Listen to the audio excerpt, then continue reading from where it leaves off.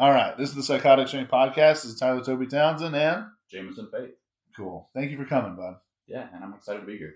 I am too. We got through quite a bit of stuff already before we started. We did. It's hard not to. It is. Yeah. It is, man. We're both talkers, and I feel like we both got a lot to say. Yeah. We got a lot of life we've lived through, man. Oh, yeah. Yeah. So, I'm going to do my gym update, which is pretty minimal. I started PT for this fucking hamstring. Good. Doing weird shit. Usually is, dude. Yeah. Super It's always weird. the new stuff they come up with, too. She took this little mini Bosu ball, whatever. Yeah. I'm laying on my stomach, and she put it just about on my ass cheek, right? Mm. And then she said, with your heel, squish it. And I'm like, why is this the hardest thing I've ever done? Yeah. Yeah. What the fuck is happening right now? Right. But so I have to do these weird things with a slider. Mm-hmm. You know those little sliders in the gym? Yeah, so yeah. I got to like lay down and just slide my leg back and forth by putting pressure down. And so it was a 75% tear of my tendon, apparently. Yeah. The first guy said it was my muscle. She's like, no, the guy was an idiot. I'm like, okay, well, he was Cool. He was going to be my surgeon if needed, so I'm glad that didn't happen. Yeah. Yeah. But, yeah, so that's where we are with that shit. I just got to heal. I've been doing upper body a little bit more. Mm. I took my daughter to the gym, and she was fucking crushing it. She's a little fucking monster, a workhorse, man. Yeah, dude. So she's doing shit like I had her doing GHDs. Oh, my God. Okay. Yeah, I'm not the nicest, but she's a fucking athlete. So I had her doing GHDs. I did 3 sets of 10 of those, and then 3 sets of 30-second holds in a GHD plank. Oh, my God. Right? So like Yeah. you're completely straight all the way out. We had to pull it back to 10 seconds at a time. Right. But I was like, you're doing 6 sets Mm. of 10 seconds at a time. If that's what you're doing. And then had her run the sandbag. She's all about 100 pounds. Yeah. And she's running an 80-pound fucking sandbag back and forth. And insane. it was great, man. Yeah. I was super excited. And then we did something else, but I can't fucking remember what it was. But she's going to be a monster. Oh, yeah. Yeah. She's an athlete for sure. She's in wrestling as well. Right on, dude. And Saturdays we do the gym in the morning with her. Mm-hmm. And then I take her to wrestling class afterwards over at Forge Combat Academy. Yeah, it's a tough kid. Yeah. Yeah. Well, and then Saturdays usually she has a soccer game. Oh, my God. Yeah. Wow. And she enjoys the amount of work. Dude, I love that. Yeah. Kids will go forever. If you let them, they'll train until they break. And it's like one of my favorite things. Like you can just have them just run. I used to coach like little guys wrestling for a little bit, and it was like my favorite thing because these kids don't know how to stop. Yeah. If you didn't say stop, they'll wrestle for 3.5 hours. Just keep going.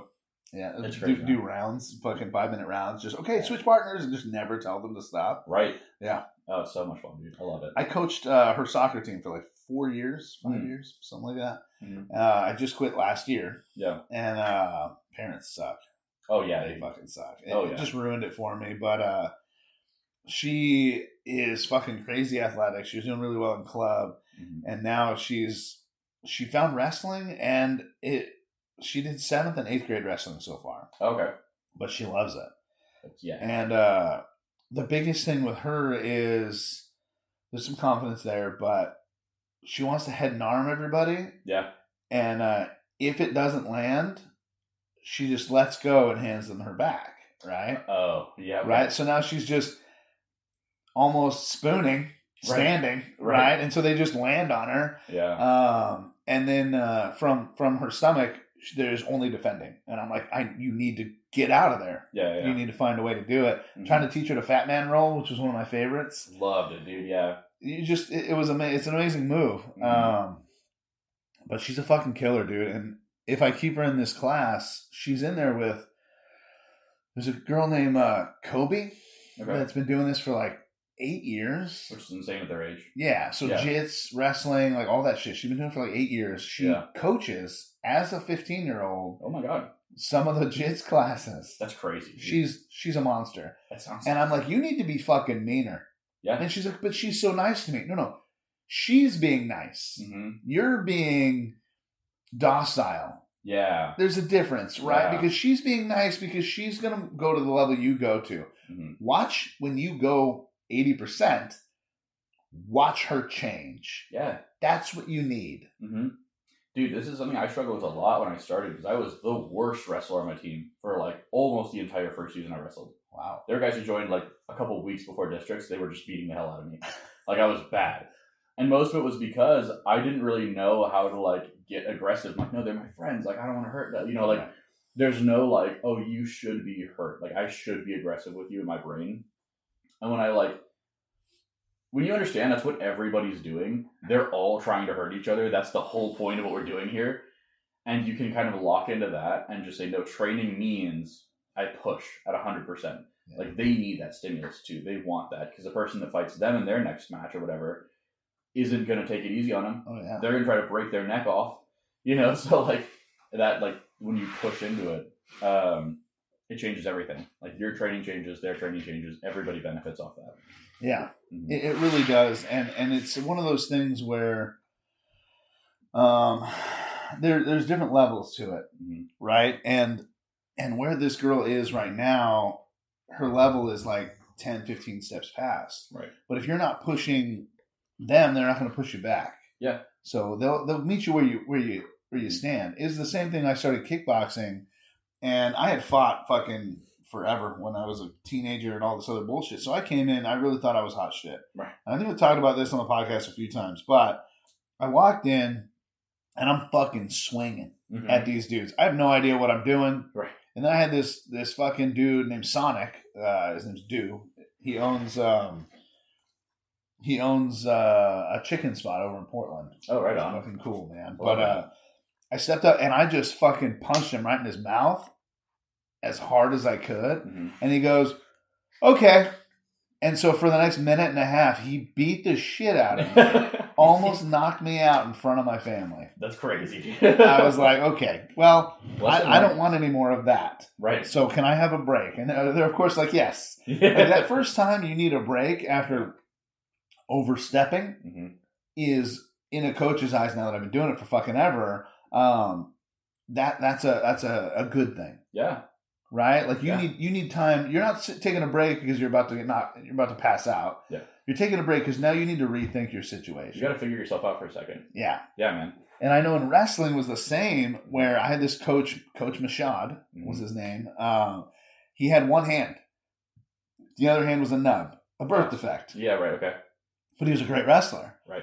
And so I used to giggle while I wrestled. I was horrible. And I'm like, like this is dumb, like whatever, blah, blah, blah. And he came up and he's like, me and you are going. And, Lily's here now, by the way. Hey. But so he starts messing with me and nothing I could do would work. And he's like, you're getting in fights. You're getting suspended. You're doing all this other shit. She's like, where's the anger at? And I'm like, oh, well, I'm not, I don't want to be mad and blah, blah. He's like, this is the place that it's okay to be mad. And he picked me up and like threw me on the ground. He just kept throwing me on the ground until I got fucking mad. And then I ran up to him and I fucking suplexed him on his head. Oh my God, dude. I was so mad at that point. Yeah. And he got up and he's like, yes. And it was like the first time I realized, like, I'm allowed to be as angry as I want here. Yeah, dude. And that's the point. 100%. And from there, like, again, like you, right? Like, you just weren't really great. Yeah. Right? Then I was a fucking monster. Oh, yeah. And nobody wanted to wrestle me because we're going 100% every time. Yeah. Like, I don't give a fuck. Oh, well, we're going light spark. No, fuck you. Get in here. No such thing as light. This is wrestling. We don't do that. Right. And I prided myself, I say it all the time, but I played football, wrestling, and soccer, right? I broke around 8 or 9 bones. Okay. None of them were mine. Good. Yeah. Never, ever were mine. Yeah. And then it might be a lot more than that, depending how I consider a hand just one. Oh, yeah. There's plenty in there. Yeah. Right? But some dude a quarterback threw a ball, and I had this vicious face mask, and he got his fingers in my mask, and I went, wham! And his whole fucking hand broke. Yeah. God, dude. Okay. Yeah. So it was just fucking dangling and shit. Yeah. But I've done some nasty shit. I was also a goalie in soccer. I'd either play goalie or defense. And as a goalie, you got certain liberties, right? And one of them was I was also a wrestler. So rolling was real easy. So what I would do is I'd tell my defense to let their fucking player in, the guy who's kicking our ass or whatever. He'd come barreling in to shoot a goal. I don't care if I hit this ball or not. I'm going to dive at your shin and roll over you completely. Yeah. And just wreck your whole shit. Yep. I bet you never want to do that again. Right. You know what I mean? So yeah. It was pretty vicious. I definitely, like what you're saying is, I don't feel like the objective should be to hurt people in wrestling. Yeah. But the mentality should be there. Yeah, I'm not gonna break my partner's arm. Right. Because I can. That's not my goal. But I need to be ready to do that if it needs to happen. You know what I mean? I also don't mind him knowing I could have. 100%. 100%. I put my partners into positions that was real awful, and I was like, figure out how to fight through this. Yeah. And I would just hold them there, and I would just like make their life a living hell for a couple minutes because like you need to figure out how to fight through this. Yeah. If I'm fighting you for real, I'm not going to just let you up. Like, give it a shot at least. Try. Yeah. So yeah, I think it's a valuable experience, man, to have that like understanding of where the intensity should be when you're training versus, oh, I'm doing this for fun. I this is good. Hey, we're having a good time. Okay, cool. But if you want to be great, no, it's not fun. Yeah. It needs to be hard, and you need to enjoy the hard. Well, the fun is winning at that point. Yeah, well, like, that too, right? Like, I mean, put in that work so you can have fun on the podium. Yeah, for sure. Yeah. Real quick, let's just keep going before we get too deep again. Mm-hmm. Lily, what's your gym update? We had a short little session yesterday. You're a little late to the gym. A little late. Did some strongman stuff. Sandbags. Yeah, sandbag loading. Loading and tossing. And tossing. Oh, right. I got those fuckers up there. So Good. what people don't understand, the secret to my training for those sandbag toss up is heavy. Yeah. So I had her start at 30 pounds, Mm. which no business throwing that over 12 feet. There's just no business there. Yeah. But you do about 15 of them. Right. Now we're doing 25. Mm-hmm. Then we do 20. Then we go 15. Now 15 is what she's going to be doing in competition. It actually starts at 10. Mm-hmm. And she is clearing that fucking line by like 3 feet. Yeah. And I'm like, bam. Because the last time we did this, she is 3 or 4 feet from the line. Oh, no every kidding. time. Yeah, yeah. And now she's like about to hit the fucking ceiling. Mm-hmm. It's awesome. I love that. That's great. Yeah. And then we loaded an 80-pound sandbag to 48 inches. 3 sets of 5 of like, first it was just do 5 in a row. Yeah. And then the second was like, now you got to go as fast as you fucking can. So I'm talking tip it up there, roll it back down. Let's keep going. Because you're going to have to do that for comp. Yeah. Mm-hmm. Yeah, I made the mistake of like putting it all the way in the hole the first time. And I'm like, oh, yeah. So that was the same thing Miriam was talking about the other day. I was training her, and I'm like, stop putting it in the hole because I'm the one pulling it out. Right. You know? Right. Like, just put it up there. She's like, well, it's hard to not put. I said, fucking cut it out, dude. Because I'm sitting here trying to like finagle the damn thing so it moves and momentum's out of that hole. Right. But she got it immediately. It's easier to get it out at least. It's a, you know what I mean? The sandbag. Solid shape. Like, yeah. It's too much give. Yeah. So we're making it consistent about twice a week for Lily. Yeah. We gotta up it. It looks like I like winning too much to not fucking train more. Agree. And I consider her, it's my girlfriend. I'm super nice to her. I'm way too fucking nice. Is really what it is. But I want her to win. Mm-hmm. I like winning. My athletes win, I win. Yeah, you know? That's how this 100%, works. dude. Yeah, absolutely. So I'm gonna be pushing a bit harder here. You know, what was it? You're supposed to do max overhead press. So maybe we can do that before Strongman Sunday. I was actually going to ask if we could go early. Good. I wanted to get a little... Good. Get that little third little day stash in. Yeah. Good. Because we gotta see where you're at with that overhead press. She has been consistently every week, if we hit 2 days a week, which that's been our consistent so far, overhead press is usually there. Oh, yeah. Oh, really? Yeah. Good. So she's at least doing Super the fuck into it. out of that. She's going to be a presser, for sure. And for ladies, that's a problem. Right? I mean, it's a good thing that she's good at it because it's a problem for everyone else. Agree, yeah. But it really turned into like a push press.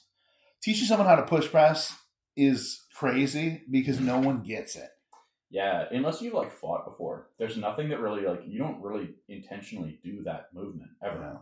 Well, and the thing is too, I loved wrestling with weight training as well, especially strongman, because it teaches you how to pivot point like create pivot points on things Yeah. to make the load easier to make you stronger in better positions. For sure. It also teaches you how to use momentum correctly. Yeah.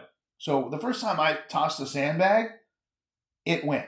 Yeah. And everybody's like, "Oh, what the fuck? How did you figure out how to do that?" I know how momentum works with power and like all this other shit. Yeah. My body understands that. And how to use your hips. People are so bad at using their hips, dude. Real bad. And it's one of the biggest challenges I run into because I'm like, hey, do this with your hips. And everybody's like, they'll either use their back or their knees. They'll do like no movement in their hips. I'm like, what's wrong with you? Why can't you do that? Yeah. So, it's huge, man. Yeah. Yeah. Well, I was just looking to see if there was anyone else in my weight class. Is just there? me and one other. Well, you're a crusher. Yeah. So, what's your gym update? Oh, dude, it's been weird. Because I've got like training is always in a flux state right now. Like it's not been as consistent as it should be in how I'm performing. Okay. My squats are annoying because they'll go great for a while, then they'll go really bad, and I'm like, cool, I guess, whatever. I'm not a great squatter. I've never have been. I hate squats are bad. Squats are bad. Yeah, bad news bears.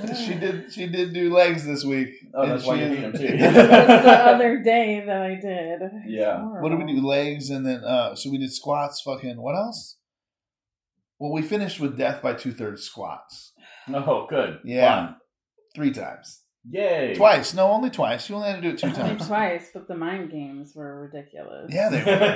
Yeah, they were. I had her get to almost 25 the first time, and I'm like, now you need to do more than that. And she's like, fuck. And so she's like trying. She's at like 16 and like about to fall over. I'm like, no, that's plenty. And she's like, you said. Yeah. I'm like, I know what I said, but it was on purpose, you know? Yeah. It's the same thing making someone do an AMRAP to show them that they're not lifting as heavy as they should be. 100%, yeah. So. Yeah. Rude. That's my job. My job's I to push you past what you think you can do. I did it, but I took it literally, and then I was very disappointed. You're supposed to, though. That's the best part. I was like, I failed. Oh, yeah. No, that's all right. No, because stuff like that's also about effort. It's not about, like, the number. It's about how hard you're pushing yourself. Yeah. And so you did it. You're fine. I was ready to puke. 16 after 25 is plenty. 100%. Yeah. 100%. Absolutely, yes. I'm glad you made it over 10, to be honest with you. Yeah. So yeah, squats are kind of all over the place. It's like making progress. Like I'm figuring it out. For like my bracing is always an issue too, because like I have a hypermobile spine, which anybody who's seen me bench press, very obvious. Yeah. And so my back wants to extend. Like muscles in my back are strong. They want to take load, and so getting my back not to extend their squats is very hard. And so like getting the bracing at the right place, getting like the right amount of flexion and the right amount of extension is very difficult, because if I flex everything flexes, my lower back flexes, my mid back flexes, and then getting the right amount of extension, because I have to have a straight lower back in the lumbar spine, and then enough like flexion in the thoracic spine to not flail all over the place like a fish. So there's making progress on that, but it's been weird. Do you do core work? Periodically. Bracing is kind of core work. Yeah. So like I don't focus on it so much because it's not usually an issue.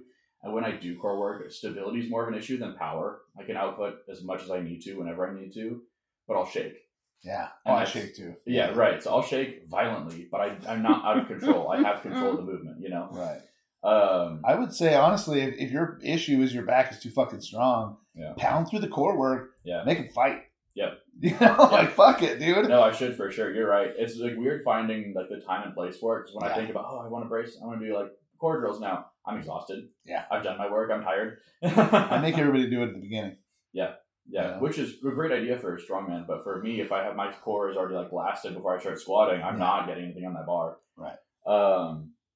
Yeah, so no, but it's making progress. It's working itself out. What are you at on your squat? Let's say, hit me with your lifts. Yeah, the most your big recent 3. So I'll give you my competition numbers, and I'll give you my gym numbers later.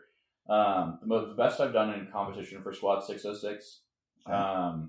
Bench is 474. That matches my gym PR. Okay. And then I did a 727 successfully in competition. I got 750 to lockout, and I lost my balance, and that made me really upset. Yeah. In the gym, it's definitely a high squat, but I did like 650. My bench is the same. I haven't had anything over 474 in my hands that I've done. And I've done a 765 on iron plates for deadlift.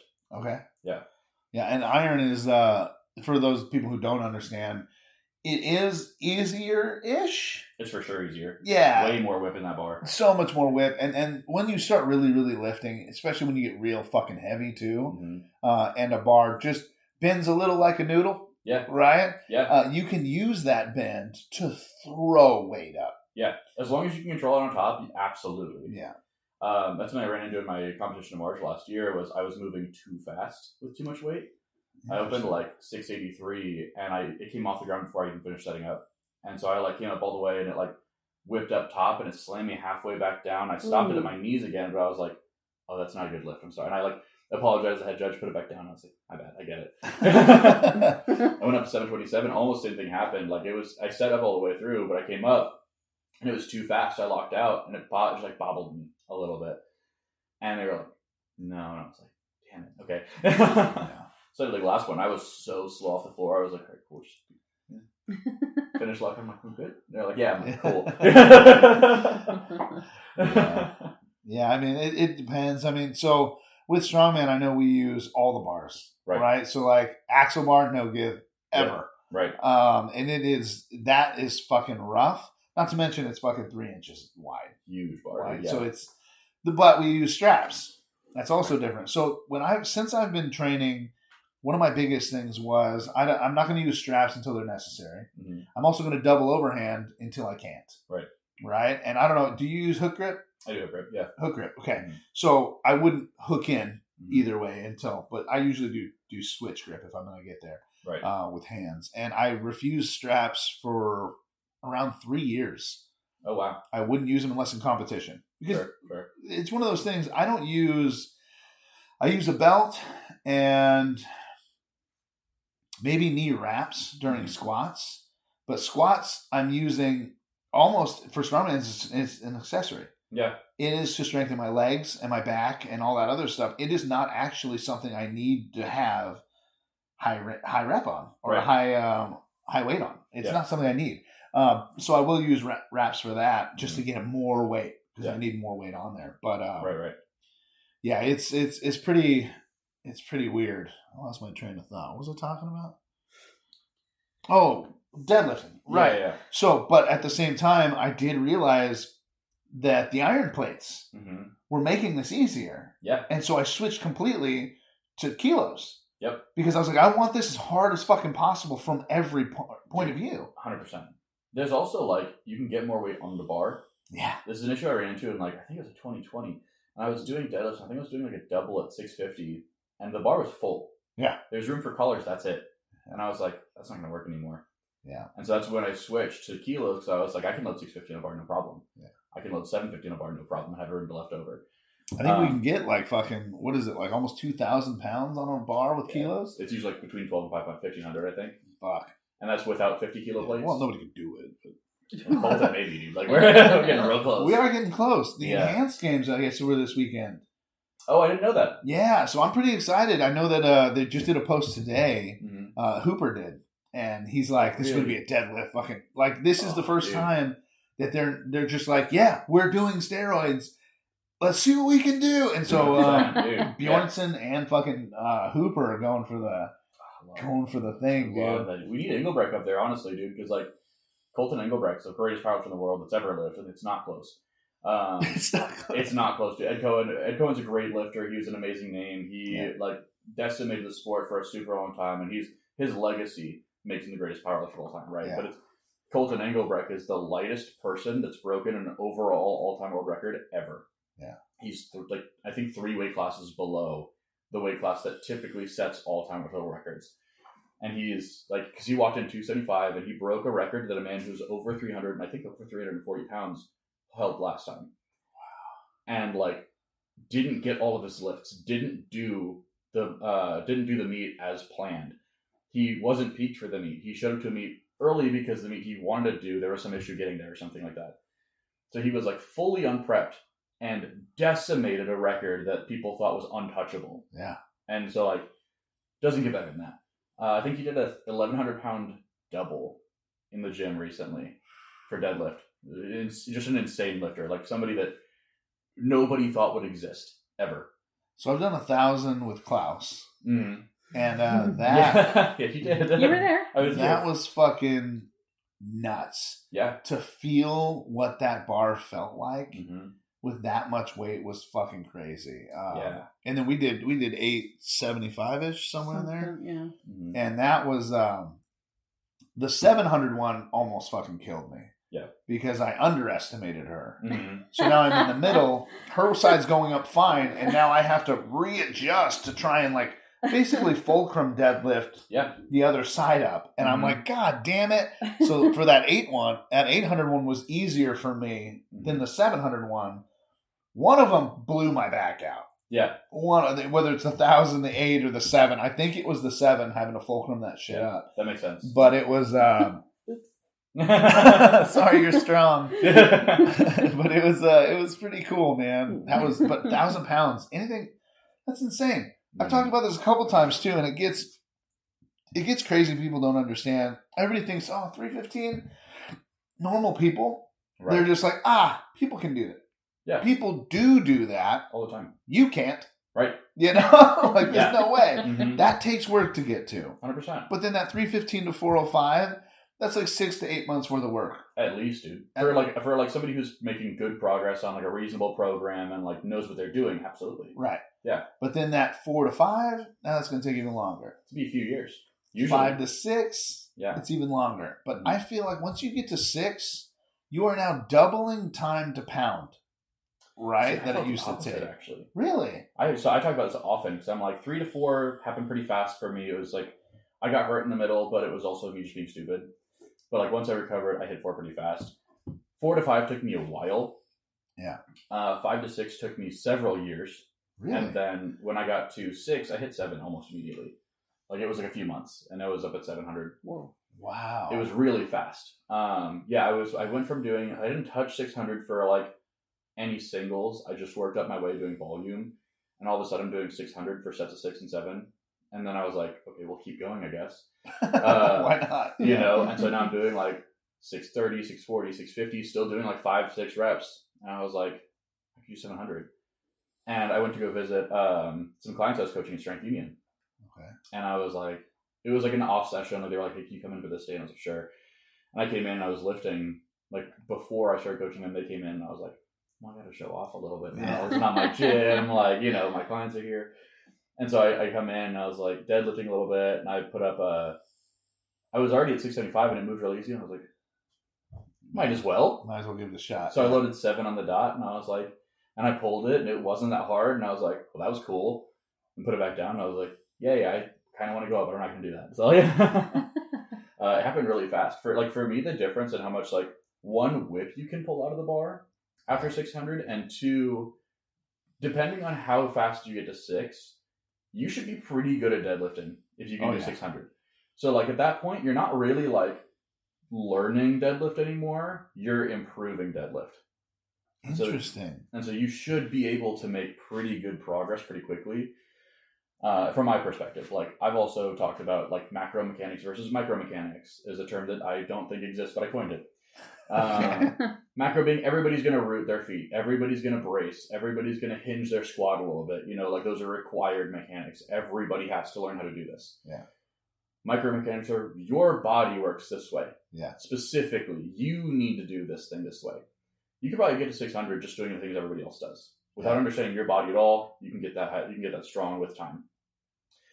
Then if you have like any understanding what you're doing, or you have a coach who knows what they're doing, you can really start like tweaking in things and making it really easy to pull heavier weight. And when you're at 600, I expect the macro mechanics are done. You're now any improvements you make are going to affect you immediately because it's only going to be better for you. You know, as long as you can maintain the stuff you've been doing previously with these changes, it should only get better. Yeah. I mean, I've had help where people are like, why are you doing this like this and not like this? And I'm like, honestly, I haven't thought about it. What are you talking about? Right. And it's really just like a turning my feet. Yeah. Or whatever. Like my squats, 727 was the best I've ever done. But my squat went from 650 to 7 with a turn of my feet. Yeah. That's all it was. It's usually that easy too. And it was really just, at that time, making room for my stomach. Yeah. because I couldn't get low enough to count it Mm-hmm. on anything else, so I wasn't going any further. Mm-hmm. I turned my feet out a little bit, opened up my hips a little more, because that's that micro. Mm-hmm. That's how my body does loaded weight on my back the best. Yeah, absolutely. And it just 650 went boom boom. Yep. And I was like, oh shit. Like that was not hard. And even with a fucking squat bar that's got less whip, yeah, it still felt like I was throwing it back up. Yep. And from there it just went 700 was pretty close behind it. So we've been talking about this fucking little chunkage, but I think you're onto something there, because I do remember getting over 500 was probably the hardest thing I've ever done. Yeah, it's hard. It was so hard. Getting to 6 took for fucking ever. Mm-hmm. And then I think within about a year, I was at 7. Yeah. And then, but now getting to 7, I'm at 760 right now. Getting to 760, again, that's 2 years, right? Oh, dude, yeah. Between fucking injuries and this and that and whatever. Mm-hmm. I want 8 so bad. But that's going to take forever, dude, too. Yeah. This is something that's kind of cool about the modern era, is that 800 looks so normal. On like, if you talk to somebody who's like powerlifting, they're like 800 pound deadlift, whatever. They're like, but have you seen this one? Yeah. And they're always going to pull 1,000 pound, 1,100, whatever. Nobody's as impressed by 800 anymore. When I started lifting, 800 was like seeing a unicorn. Yeah. If you even saw it in person, you were like, this is a moment. I need to record this. I'm going to remember it for the rest of my life. I remember the first 800 I saw pulled in person. Yeah. You know, like, so it's this crazy thing where like we've kind of, because we have media, we've lost so much perspective on what it is. That's the normal experience, right? Like you hit 7 and you're like, oh my God, I'm going to spend a decade chasing 800. Yeah. You know, I'm going to spend 10 years trying to get 800 pounds on me. It's been about 3. That 4, dude pulled 805 at Naturals. At Naturals, yeah. Mm-hmm. What? Yeah. Like, and he only had 3 attempts was the problem. Yeah. So like he pulled 805 butter. That's all the way up, all the way down, conventional. Just dude, done. Insane. That's insane. And I was like, that's bullshit, because he's how got at least 50 more pounds in there. Yeah. Let him do another one for him specifically. I don't care if anybody else. Yeah, fucking, it doesn't count, but I want to see it. Yeah. He already fucking the next guy was like 650, so he didn't even need this. He started at 7. Yeah, I already did 750 and then did 8. He's there to show off. Yeah. I was like, fuck it, do 9. Yeah, right. It was crazy, but like you're saying, it was kind of like, not that crazy, right? Everyone's just like, wow. It's the same thing going to a natural show versus an untested show, right? Like I went to the untested powerlifting meet. It was like fucking 5 or 6 years ago. We did a podcast on it. Mm-hmm. It was like 6 years ago. Yeah, and I was like, oh, they're going for deadlifts. Like I made it for deadlifts, right? Right. And the last guy goes. It's round 1. And the biggest dude there pulled like 6. And I'm like, who's next? Right. And they're like, oh, that's our biggest guy here. He pulled the most. And I'm like, what the fuck? Yeah. You know, like that's bullshit weight. Get out of here. Yeah. Fucking heavyweight? Nah, dude. If you can't lift triple your body weight, what are you doing? Right. What are you doing? Yeah. No, man, for sure. It's like, it's a different thing for sure nowadays. It's weird. I had something I was going to add to it. Like, the natural shows are crazy. Like, I don't, the same thing with powerlifting. Like, you go to a natural show and it's like, whatever. Yeah. They're cool. I love it. I love people who are choosing to be natural and, like, who they're going through their life competing that way, training that way. Honestly, most of the people competing natural should be natural. They're not ready yet for anything else. Right. Mm-hmm. But, like, well, and a lot of them's, like, fucking medical. 100%. Like, if you get diabetes, you got something like, you better stay natural or you'll die. 100%. Like, and if you you should have a league that you can be relevant. Absolutely. Because you won't be an untested. No, for sure. And that is nothing against them. Mm-hmm. Like, you got to do what you got to do. I want you to be alive. Well, you know. Yeah, sometimes. Depending on who I'm talking to, right? Right. Let's not be too generous. Yeah. Anyways. No, I was going to say the first 800 pound deadlift I saw was a natural, like, drug tested meet. What? The first one that was in a competition. I've seen people pull it in, like, the gym, whatever, but, like, it was crazy. It's a buddy of mine, actually. His name is Lee Seeley. An incredible lifter. Natural, 2,000 plus total, like, incredible lifter. Very, very good. Also, just a super nice guy. He's an insane lifter. He's very good.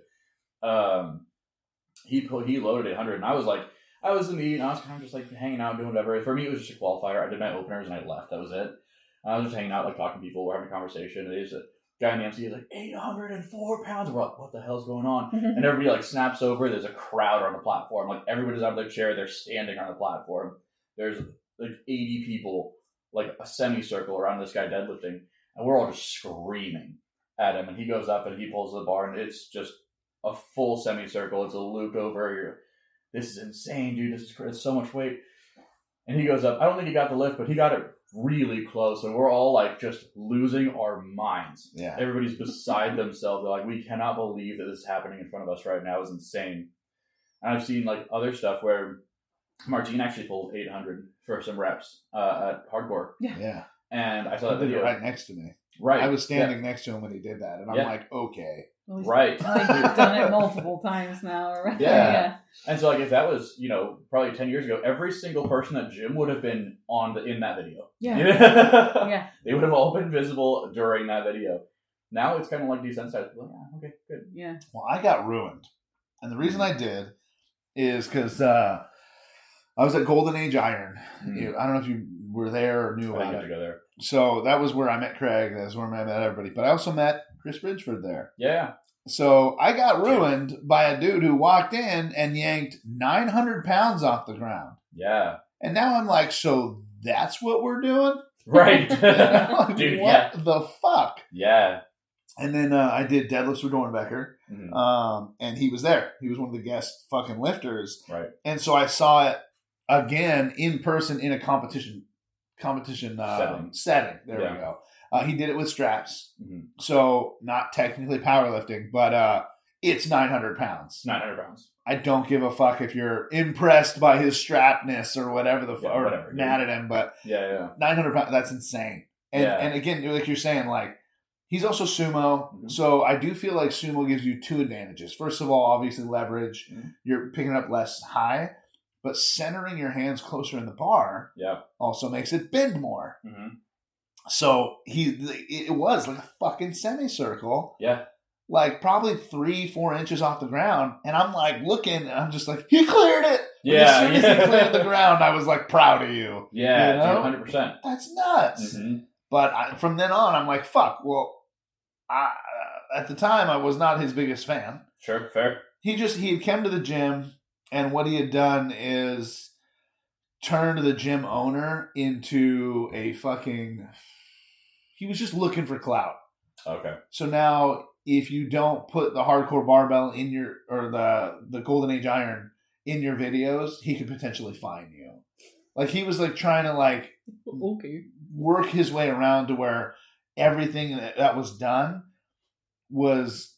on these people with fucking huge followings. Because Gina Wolf was there too. Oh, yeah. They were dating at the time. Yeah, I heard and she was a fucking monster, you know? So, like, those two were in there, and I think he tried to change the rules for everybody so that he could get more fucking... Because they weren't putting his logo or nothing, or saying where they were at, or none of that shit. Right. I'm assuming mostly because they didn't want to be fucking bothered. 100%. Yeah. Right? Not because they wanted to spit in his face, but then he made it like a rule for everybody that we all had to make sure the logo was in our videos or he could like fine us. Then he's like trying to do 5-year fucking contract. Like, oh my God. It was nuts, dude, what this guy was doing. Gym owners have like a lot of issues they run into, and private gyms are the most privy to this. Like, a lot of it's just greed, dude. A lot of it is, I want to make as much money as possible. And, like, that's just not what our sport's about. Like, either one of us. Yeah. Like, even bodybuilding is not that way, right? Like, you can get away with a lot more in the bodybuilding space than you can in powerlifting or strongman. There's a lot more ego there. There's a lot more ego. Yeah. People are very much more like, well, fuck everybody else here. I don't care. I'm the best. Yeah. But, like, powerlifting, strongman, like, it's 98% about community. Like, you're around people that you enjoy training with. You're spending... I'm not lifting for half the time at the gym, dude. Lifting for like an hour maximum. I'm there for like 3 or 4 hours. Right.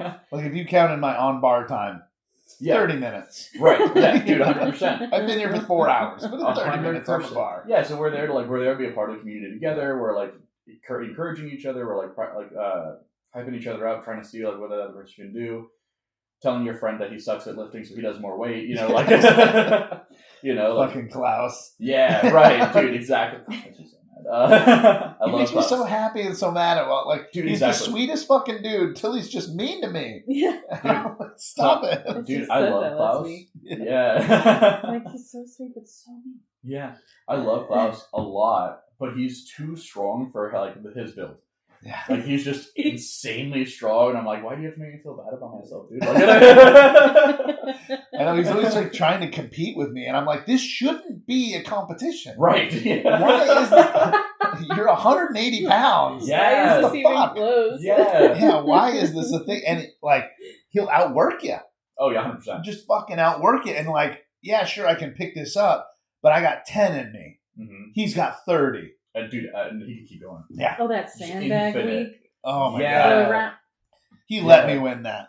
Granted, like, I would have died to win. I'd And he saw that. You know what I mean? Like, I was catching it when they were throwing it. Yeah. Did you see me do that I shit? did. You did it to me. I was like, I'll just catch it so I don't have to pick it up off the ground and throw it back at you. Like, is that intimidating enough? But Yeah, right. You guys had volleyballed it for a second. I think you guys both did that once or twice. It was fun. It was good. He Yeah. was a good dude. Yeah, man. I mean, like, the community is everything, right? Like, it's stuff like that. Like, it's those moments. So that's what makes it like I'm home. Like, this is where I want to be. Is like those environments. And it's for like the gym owners. I get it being a business, but like being a business, the better you make the community, the more welcoming and inviting that it is, and the more you have it structured towards like our members like being here. Yeah. The better that you're going to make money. The more money you're going to make, the more successful your gym is going to be, the more your meets are going to get filled up. Like, those kinds of things matter, dude. And it's overlooked. Everybody's like, no, I talked to a business coach. I'm like, hey, fire them. Yeah. Like, now. It's never going to work for you. This isn't a normal business. What you're in right now is such a niche thing. Like, you have to cater to people that are here doing the thing that you want to have done. Well, it's hard, too, because I feel like, especially if you want a successful, almost any business that's relationship based, which I feel like the gym is. It's very relationship based entirely. You have to pretend money's not a thing. Yeah. Like, even in real estate, the best I've ever done was going to just meet with people, hang out with people all the time, and like I was going to like 3 gyms. Mm-hmm. That's where most of my business was coming from, or half of it at least. Yeah. Because like, I'm here. You do real estate, right? Oh yeah, I do. Let me talk to you about it. Mm-hmm. Like, I have a question or whatever, right? Yeah. At the gym, you gotta be like, I'm gonna do what's best for everybody. I'm gonna fucking have the cool, fun events. I'm gonna have the stuff that brings people in, like stones and logs and all this other bullshit that don't bring in money per se, but they bring in the people who love those things. Yeah, man. And this is like it's networking. Right, like as a gym owner, your job is to network, and this is something that like usually when I go talk to people who are not part of my gym and they're like, "Oh man, I want to do this and this," I'm like, I know somebody for that. Yeah, you know. Oh, I have my buddy. Actually, a girl who did this tattoo. Her name is Gina. She goes to the gym, and I was like, people are like, "Oh, this is a really cool tattoo. What does it mean?" I'm like, absolutely nothing, but it's a sick tattoo. Let me tell you straight how I got it. And I'll talk about it, and we'll have a good conversation about it. They'll talk about their tattoos, and I'm like, yeah, who did this? And I was like, oh, it's this girl that I know. It's great work. I'll show them their page, and hey, here's the stuff that she does. She's fantastic. Go talk to her. And like, she's a great example because it's something that I know this area, everybody has tattoos. Yeah. Really easy to bring up. So it's something that like, if I know somebody in that field is a part of my community, and somebody's like, oh man, I really want to get this thing done. Hey, go talk to my friend. Yeah. Go talk to them. And it's not necessarily that I'm like, oh, they're going to make money. I'm not necessarily worried about like, oh, you're going to kick something back to me. I'm like, I know you, I know them. I have a good relationship with both of you guys. You can both benefit here from this. Yeah. You know? And it's the same thing with, like, we were talking about relationship business. Hey, I know this house that's really nice. I know you guys are great and you're looking for this thing. Go check us out. Yeah. Let's see what you think. You know what I mean? Helping each other out and just being a part of that community is pretty intense. I mean, it's the same thing in the gym, right? Mm-hmm. We're all there. And I do this thing where, like, if somebody's going for a PR, I can tell they're getting hyped. They're pacing. They're doing all sort of stuff. I will make sure they see me, like, stopping what I'm doing to watch. Yeah. Like, I don't care if it's 250 pounds. No, if this is the one for you, I want you to see me recognize how fucking important this is for you. 100%, dude. And they really appreciate that shit. And it matters so much. It matters so much. I talked about this. This is normal conversation. I love a full gym. I love the gym to be packed. And I'll wait for a while to get a platform or spar rack because I want people around. There's a billion benefits to it, but like one of the biggest things, like we're both very strong, and it's sometimes very hard to convince yourself to get underweight. That's really hard. Yeah. And if I load 600 squat bar, I know it's going to feel like garbage when I put it on my back, and I'm like, I really don't want to do this. I really don't want to do this, but I loaded it, and everybody here is watching me, and I know they're paying attention. I have to do it. Like, there is that point where you're like, I know everyone's watching because no one in here can do this right now. Right. If people do, they do that. What I'm talking about on accident. 100%. They're watching because they saw me load that, and they're like, "What the fuck are you doing with that?" Right. You know, it was the same time I loaded like 350 on a bar, and it's not that impressive, right? Then they realized I was fucking zombie squatting it. Yeah. And they're like, what the fuck? And then I'm going up to like 450 on a zombie squat, which is no hands, no nothing, arms out, front squatting this fucking thing. And then the whole gym stopped when I went for it again. Because I'm also like kind of, hey, everybody look. Right? Because I'm like, right? Like you kind of get to it. You're putting on a show a little bit. A little bit, right? But I wouldn't have got that if these 6 people didn't stop what they're doing to watch me do this. 100%, dude. Yeah. And I would have just maybe did it to where I thought it was good enough. Yeah. I'm not hitting ass to grass with a fucking zombie squat. Like, you know, just 450 pounds on my shoulders fucking killed me. But yeah, it was wonderful. I was in this shirt too. I like that. Yeah. It was in this shirt. Yeah. No, it's also like you have a little bit of responsibility. Yeah. When you're at that level in the gym, like you kind of are the community in a little bit of a sense. You build a lot of it, and you're setting like kind of an expectation. Yeah. For sure. People see you do a thing, like that's what I should be doing. And so you're cutting it easy on yourself. You know they're watching, and you're taking it easy on yourself. You know there's repercussions out of that. Yeah. You know, you're going to see somebody half squat their next, front squats there. Oh, well, no, but like I saw this person do it. He's way stronger than me, so I should probably do that too. Yeah. And then they're going to make excuses for it. It's like you have to kind of, like the people watching you, you do uphold your best. You're doing your best to make sure that they see the best that you can offer. Right. I tell people all the time when they're like, oh, I want to come into the gym or whatever. I'm like, okay, well, it will be a little intimidating. Yeah. Right? There will be people ripping 600-700 pounds off the ground more, maybe. Yeah. Right? So, like, here's the deal, though. What you want to do is surround yourself by people, everyone's doing that. Yeah. Right? Why wouldn't you want to be in a community where that's a standard? 100%, dude. So, it walking in there, watching these people rip like fucking 800 pounds off the ground for sets. I thought he was just going for one. Right. He just started banging it. What do you get, like 6? Something like that, 5 or 6. I'm like, what the fuck, dude? Yeah. You know, but like now I'm definitely hitting this 7. You know? 100%. God damn. I talked, so like my first powerlifting gym where I like stayed at one was this crazy experience. I was 24-hour fitness for like almost 10 years already. Yeah. And I thought I was the greatest person that's ever walked this earth. I was like, man, I'm squatting like 400 pounds. I don't even think that much. It was like 385 is my best. I was benching about the same, and my bench was huge, but like I was deadlifting like just 500. And I went in, I'm like, oh, I'm really important. I'm very impressive, you know, all this stuff. I'm really important. And I didn't say this kind of stuff, but I'm walking in this way, right? Like, I'm really good at this. You guys don't understand. You know? So I come in, and we're doing our thing, and it was like, first, a totally different experience. The community, when it first opened for a while, was phenomenal. It was incredible. I'm working in sets with people. We're all kind of the same place. We're all kind of lifting the same weight. That was weird. Yeah. And I was like, oh, God, I guess you're really strong, too. And then, like, I came in day 2, and I saw somebody squat my deadlift max for 5 reps. Yeah. For, like, 4 sets. And I was like, oh, I'm really bad at this, actually. I have a lot of work to do. You know who ruined my whole fucking lifting career? Sean Doyle.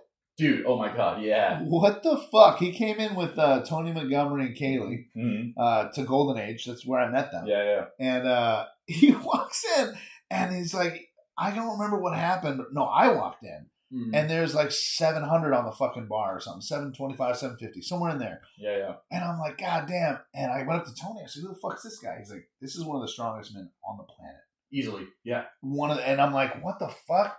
Yeah. And he's like, yeah, he's about to do his set right here. And I was like, I just didn't think I heard that right. Yeah. No, he's pulling this for 5. Right. What? Yeah. Like, I'm still struggling with 500. You pulled 7 something for 5. What the fuck? And they were beautiful. Oh, yeah. Up and down, up and down. That was the year he went to Big Dogs. Oh, he went so often, dude. Oh, my he was God. a regular at Big Dogs, man. Sean Doyle is a monster. He is a monster, man. Yeah. And he was also the one who taught me. He's like, he just walked into strongman and fucking obliterated everybody. Yeah. I was like, what the fuck? He's like, yeah, just get stronger. Yeah. And I'm like, what does that mean? He said, stop overthinking it. Yeah. Just, if the numbers keep going up, that's why I even train all my strongmen with 5-3-1. Yeah. Right? And I have them do our squat, overhead press, deadlift, and I don't do bench anymore unless you're planning on either I need you to create a shelf, or if you're planning on maybe doing powerlifting as well, we'll do the fourth one. Otherwise, it's strongman's. But those three things, he's like, as long as those numbers keep going up, you just have to learn the technique for fucking loading a stone, doing all this. He said, once you learn the technique, it's like riding a bike every time you jump in there. Yeah. If your body keeps getting stronger, it's gonna work. Yeah. And it was crazy to hear this dude who just does the three things. Yeah. Right. Just come in, and he's so he didn't even look like he could do it. Right. Yeah. So silly. No, dude, that's crazy.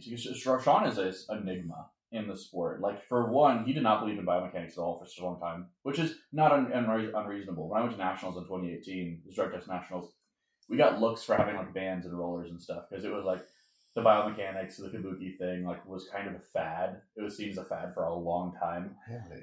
Oh, absolutely. People were like, whatever. You guys are just making stuff up. And then everybody who was doing it started getting really good. And they're like, oh, we should do that too, actually. Yeah. You know? It's like they were paying immediately. You're from the Pacific Northwest. That's where kabuki is. That's why you're doing all this stuff. And we're like, yeah, no, for sure. And we're going to win. So, like, it's going to be fine. Were you at kabuki? No, but, like, kabuki's in our area. Yeah. So, nationals is on the East Coast. Yeah. So, they saw us doing all this kind of stuff. They're like, oh, you're from the Northwest. We're like, 100%. Yeah. And yeah, like that's what kept me in the powerlifting in the first place is the mechanics and everything. But like Sean carried that mentality for a long time where he was like, no, biomechanics don't work. So you just have to squat and do it and do it again. And I was like, all right, buddy. Okay, cool. He changed his mind recently. But like he's a Sabergenic now, I believe. He's a Sabergenic now. He's been working with a couple different coaches for like biomechanics and stuff. And he pulled an all-time PR in March last year at the meet that I went to. After like he's been in sport for like 30 plus years. Yeah. For a long time. And he's been injured countless times. Oh God, yeah. So pulling an all-time PR after not competing for, I think it's been like 4 or 5 years now. He's got to be like 45 by now, right? He's getting older for sure, but it was an insane thing to watch, and I was like, that's proof by itself, dude. Yeah. You know, and he's like, what was it? It was 903. Shit. Mm-hmm. Wow. Yeah, dude, that means crazy. I'll shout out Britt Holloway and Megan Myers. Yeah. Put on that meet, and it was the best meet I've ever been to, and it's not close by any means at all. Wow. They went 120% into planning it, into executing it, into like the venue. They said the platform were like 30 Christmas trees to be like the Northwest Regional Championship. So it looked like a fern forest. It was not a fern, evergreen forest. Yeah. They put a fog machine out. They lit everything up. It was crazy. Yeah. It was super cool. They got bleachers out for the stands. Like, it was an incredible experience. It had like huge buckets of water for everybody, like snacks in the back. The best meet I've ever been to, and it's not close. And everybody showed up. All the strongest people in this area showed up. I think Brian squat 903 at that meet. Brian Gifford. Yeah. Sean Doyle pulled 903. That was where I benched double my body weight in competition for the first time. Wow. There was Zach. Zach Mason. I was gonna feel bad for a second. He's a buddy of mine. Zach Mason put up this insane total. Like, Brian is kind of not a sore subject for me, but him and I were neck and neck for a while. Yeah, for a while, and then I got injured, and then I got my way back up, and now he's a little ahead of me, and he's a little more this, a little more that, and now I'm not training as hard. I wasn't doing this. I wasn't doing that. So he, to me, is all the power to him, and I love the guy. He's a cool dude. Yeah, he super is. sweet guy. But like, I'm frustrated. Like, if I'd have actually kept with it like he did, I'd be right there. Dude, I feel that. I do so much, man. I have a few people like that too, and it's really frustrating to see it. But like, Brian also is a freak of the sport. He's a monster, dude. Freak, dude. He's one of the best lifters I've ever seen, and he's only done like a few meets. He's like still relatively recent in the sport. Brian Gifford came in, I think he hit a 2,000-pound total. It was a third or fourth meet. And it was like ridiculous. He squatted 100 so fast. And then he had a tear in his quad. and came back like a year later and squatted like 850, and we're all like, what the hell? He's insane, dude. He's one of the strongest people I've ever met. And him and Sean Doyle trained together for a long time because I was at Strength Union for a lot of time while they were there too. Yeah. Insane environment to be around those two guys, dude. I met Brian at the very beginning of his career. Oh, really? When Kaylee and Tony brought him into the gym. Oh, yeah, no kidding. And all his numbers were shit, all this other bullshit, but they trained him and got him pretty fucking strong. I think they're related, Brian and Kaylee, somehow. Maybe. I think he's like his cousin or whatever the fuck. But then we split when Golden Age went to shit. Right. And he went to Strength Union. I went to fucking hardcore. Actually, I went to somewhere else first, and then I went to hardcore. But yeah, it was crazy to see. Like, I saw him, like, pudgy little, no strength, no nothing. Yeah. Right? So whether he was like brand new or just his numbers were nowhere. Yeah. So that's why I'm saying, like, it's frustrating because my numbers and his numbers, like, were very close for a while. Yeah, right. And I felt like the person I was watching who was building strength at the same speed I was, who I was keeping up with, who was actually pretty fucking good was him. Yeah. And it was it's pretty cool that he's doing what he's done. Yeah, yeah. No, I get the feeling though, man. I've got a couple of people like that. Like, there's friends of mine that are outlifting and they're deadlifting more than I am now, or they're getting really close. I'm like, dude, my deadlift won't go up. Like, it's having all these issues and technique breakdowns, whatever. And they're just soaring through it. And I'm like, you better not beat me. I swear on my life, you better not beat me. I think I made that statement. A buddy of mine, Cody, really good friend of mine. But I used to coach him, and he's gonna do this meet in I think it's July at Hardcore, and he was talking about the number he's gonna go do, and he's like, I'm gonna go do this and this and the squat this. I'm like, I hope you understand, if you have total me, I'm gonna go pull your last deadlift off the platform immediately after you're finished. I'm like, you can't beat me. And he's like, we'll see. And I'm like, no, you can't. And you don't understand. What is this, squat and bench better than yours? His bench, no. His squat's a lot better than mine. His squat is, he's done 727 in wraps. He'll probably be over 7 in sleeves this meet. I'd be very surprised if it's less than that. My bench probably has about 100 pounds on his, but his squat is significantly higher than mine. And our deadlift is pretty close. He just ripped 660 off the floor of his last meet. Like, it was like 5 pounds. Wow. I was like, wow. He was his third, and I was like, that should have been your opener. That's crazy. But he didn't train deadlifts before this. He just did, like, RDLs. Oh, really? Like, that was all his training. I was like, that's a crazy method, but it worked really well for him.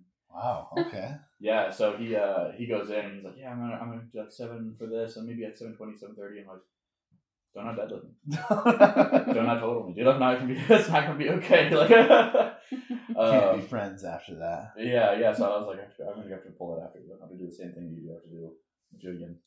Sorry, but like, I have to. Are you competing in that July one? Mm-hmm. No. Okay. I don't compete at hardcore for a few reasons. Usually I'm helping at the very least with somebody. Yeah. I have at least one client do hardcore meets almost all the time. I don't know if I do right now. I think I might have one. I'm not sure. So that's weird. So you don't compete when your clients are competing? No, never. Really? They get 120% of my focus. I have to. Wow. I am so specific. Like, I'm very time oriented. I'm very number oriented. Like, if I can, I'm in the warm up room with them the entire time. Like, I'm watching seconds on the clock. I have my watch pulled up. I know where the meet's at. I have, like, if it's a lifting cast meet, like USAPL, PLU, anybody other than USPA, I have listed lifting cast open. I know exactly where the meet's at. I'm watching them. Like, you need to sit down for 15 seconds and then go to the squat. Like, it's I get really, really specific about it because that's the day where we get to show off, you know? Yeah. So when I have more than one, it's a lot of, I'm going to be running and then giving attempt selections. Like, I have to be on platform with them, watching what they do, giving their attempt, and then I run back over to see if anybody else needs help, and then we go back again. Wow. So I'm running the entire day when I do meets, when I coach through meets. I mean, you've never competed with a client. I don't think so. Yeah, just unintentionally. Yeah, well, I can't do naturals. That's for sure, right? No, but I mean, even like strongman or or untested. Untested. That's what I'm saying. I can't do untested. No. Or I can't do tested. Yeah. So, but I don't think you've ever competed with a client. In July will be you and Miriam. Yes. Yeah. Yes. So because you're competing. Right.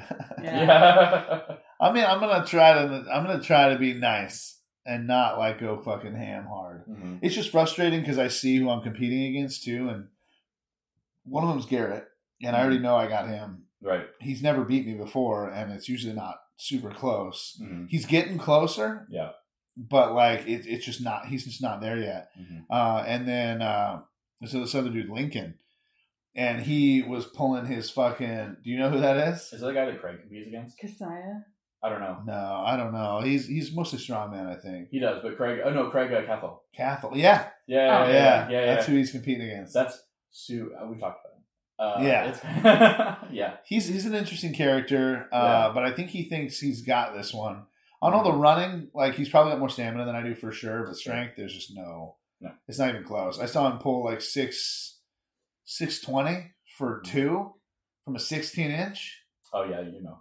And like barely got the second one, and I was like, I'm repping that for like 8. Brother. Like 20, dude. Yeah. I don't know. There's 4 other guys in your class now. Oh really? I just looked. Yeah. Oh well, either way, I didn't recognize the other name. I'm gonna shoot for getting last place. You're gonna shoot. That's what for I'm that? gonna shoot for because like what the fuck ever. That's not happening. He is lying. I just want to touch all the weight. The problem is I've already committed to do the damn fucking do the thing, right? Mm-hmm. I am hurt, so I think I can make some movements, but I'm not, especially off the ground, like any of the sandbags, all that other. I can't do that right now. Right. Deadlift from 16 inches, maybe. I'll do one arm. Yeah. You know what I mean? I'll pull because it's a max. Mm-hmm. So I'll just pull like fucking 315 up with one arm. Yeah. Be funny. Yeah. Call it good. Right? Fair. And then axle clean and press. Again, we're coming from the ground. Mm-hmm. I don't think I can fucking do that right now. Mm-hmm. So we'll see what I can even do once we get there. But you just stress me out. Yeah. Yeah. Well, the thing is, I don't want to delete anybody's chance for nationals because I can't compete. I get that that's a valid reason, being injured, especially this big one. Yeah. But I don't know. I'm not that guy. I'm not gonna quit. That's fucking bullshit. Yeah. I'll just do it one leg, one armed. You know, do like a single leg RDL. Might as well do. Yeah. 315. I could fucking do that. That's 100%. not a problem. No, 100%. Dude. This is I think 100%. Like you should go still. Like I talk about this often. Just the experience of competing counts enough. Because that's the hardest thing to do in these kinds of sports is get on the platform or get on the stage and do the show. The training's not that tough. You can train whatever you want really and make some progress. Yeah. But getting into a show, feeling that kind of like stimulus is totally unique. You should do it. Yeah. And I think it'd be. Jameson says. Jameson says so. I'll ask 30 people if one person agrees with me. I'm like, see? Yeah. No, I mean, it's one of those things I talk to my clients a lot about. It. Like, I don't do the mean. Like, no, you're doing the mean. Yeah. Like, I don't care if you don't want to, get over it. Well, I mean, he's the same way. Like, don't wait till you think you're ready. Yeah. Because then you're going to lose because you don't know how to You don't know how to compete. Yep, 100%. So like, go, fail, do the thing. Mm-hmm. Yeah. Like, I'd rather you fail at competing while you still suck. Yeah. Yeah, absolutely. Please do. Yeah. Like, fail, but like, still enjoy the community, have a good time, like, see what competing's about, see how to compete. Because I know that powerlifting, it is a bit of a chess match, right? Like, there can be, not usually at the local level though. Usually see that like nationals at the lowest is where you start actually playing numbers a little bit. Okay. I do because I'm a dick and I want to like have my people win and make it look really good. Right. But like, but usually you don't see that. Like usually people are going in and they're going to put in exactly the numbers that their coach planned for them. They're going to do exactly that. They're going to go on. Or their coach like, it's exactly the numbers we planned for. It's all we're going to do. We're going to go home. I'm like, hey, this kid's going to open like 10 pounds heavier than you. What if we just like bump you 5 pounds and jump by 30 instead of 20? He's like, okay. And so then they end up like shooting forward and the kid's like, wait, what the hell happened? Yeah, it's well, strongman is like a huge chess match. Yeah, it really is, because you have to figure out not only what you're great at and what you're going to do well at, but you also have to not suck enough in the other events that you suck at to still be competitive. Because we're points by points. Like, so however many people are in your weight class is how many points first place gets, right? And then it goes down by that, right? By like, so second place gets, like, if it's 10, first place gets 10, second place gets 9, right? And it just does that. So you have to play this fucking points game, which is like what we do with Kai and Miriam. Right. They lost their first 2 events clearly. You know what I mean? Like, and now we're 2 events down that you lost. Right. Now we got to figure out how to get back. You need to win all 3. Yeah. Oh, well, you guys just tied one. Both of you just tied a fucking event.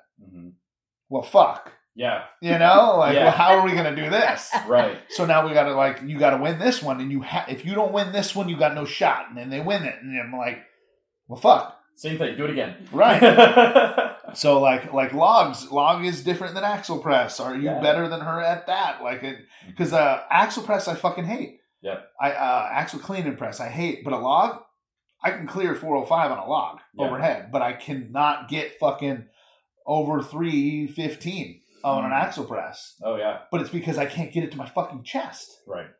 Right? Because we do that stupid ass bounce bullshit and you got to flip hands. Yeah, you do. So I won't fucking axle clean and press unless I can fucking double overhand it. Right. So, because that's the only way it works for me. Well, I trained that way forever. And that ugly sweater, I ended up tearing my bicep because of it, or a piece of it. Right. Because it had gnarling on it. Dude, yeah, no kidding. I didn't know that. Right. Right? So I get there and I'm used to, because when the collars don't spin, your hands have to. Yep. And I'm getting really good at that. So I'm going up here and I'm spinning my fucking hands in with my catch. I can't do that with gnarling. Yeah. So the whole bar is stiff and hard and won't move. I tore the inside of the fucking skin of my thumbs out. Jesus, dude. Yeah. Because it was on my first event. Good. Well, and it was a brand new bar too. Right. So the gnarling is fucking savage. And so now I'm here trying to clean and press a way I haven't trained in 3 years. Right? And I end up tearing a bicep because of course I'm curling it. I haven't done it in forever, right? Yeah. I didn't even get it up to the fucking top. Did I get it on my chest?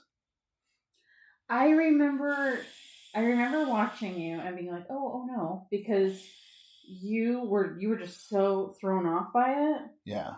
Instead of switching this hand, I think this might have been the second attempt or something. Oh. You then went like this, and I'm like, yeah, I did something where dumb. are you going from here? Like, just throw it on my chest and then we're gonna get under it. Yeah, so I don't think it went.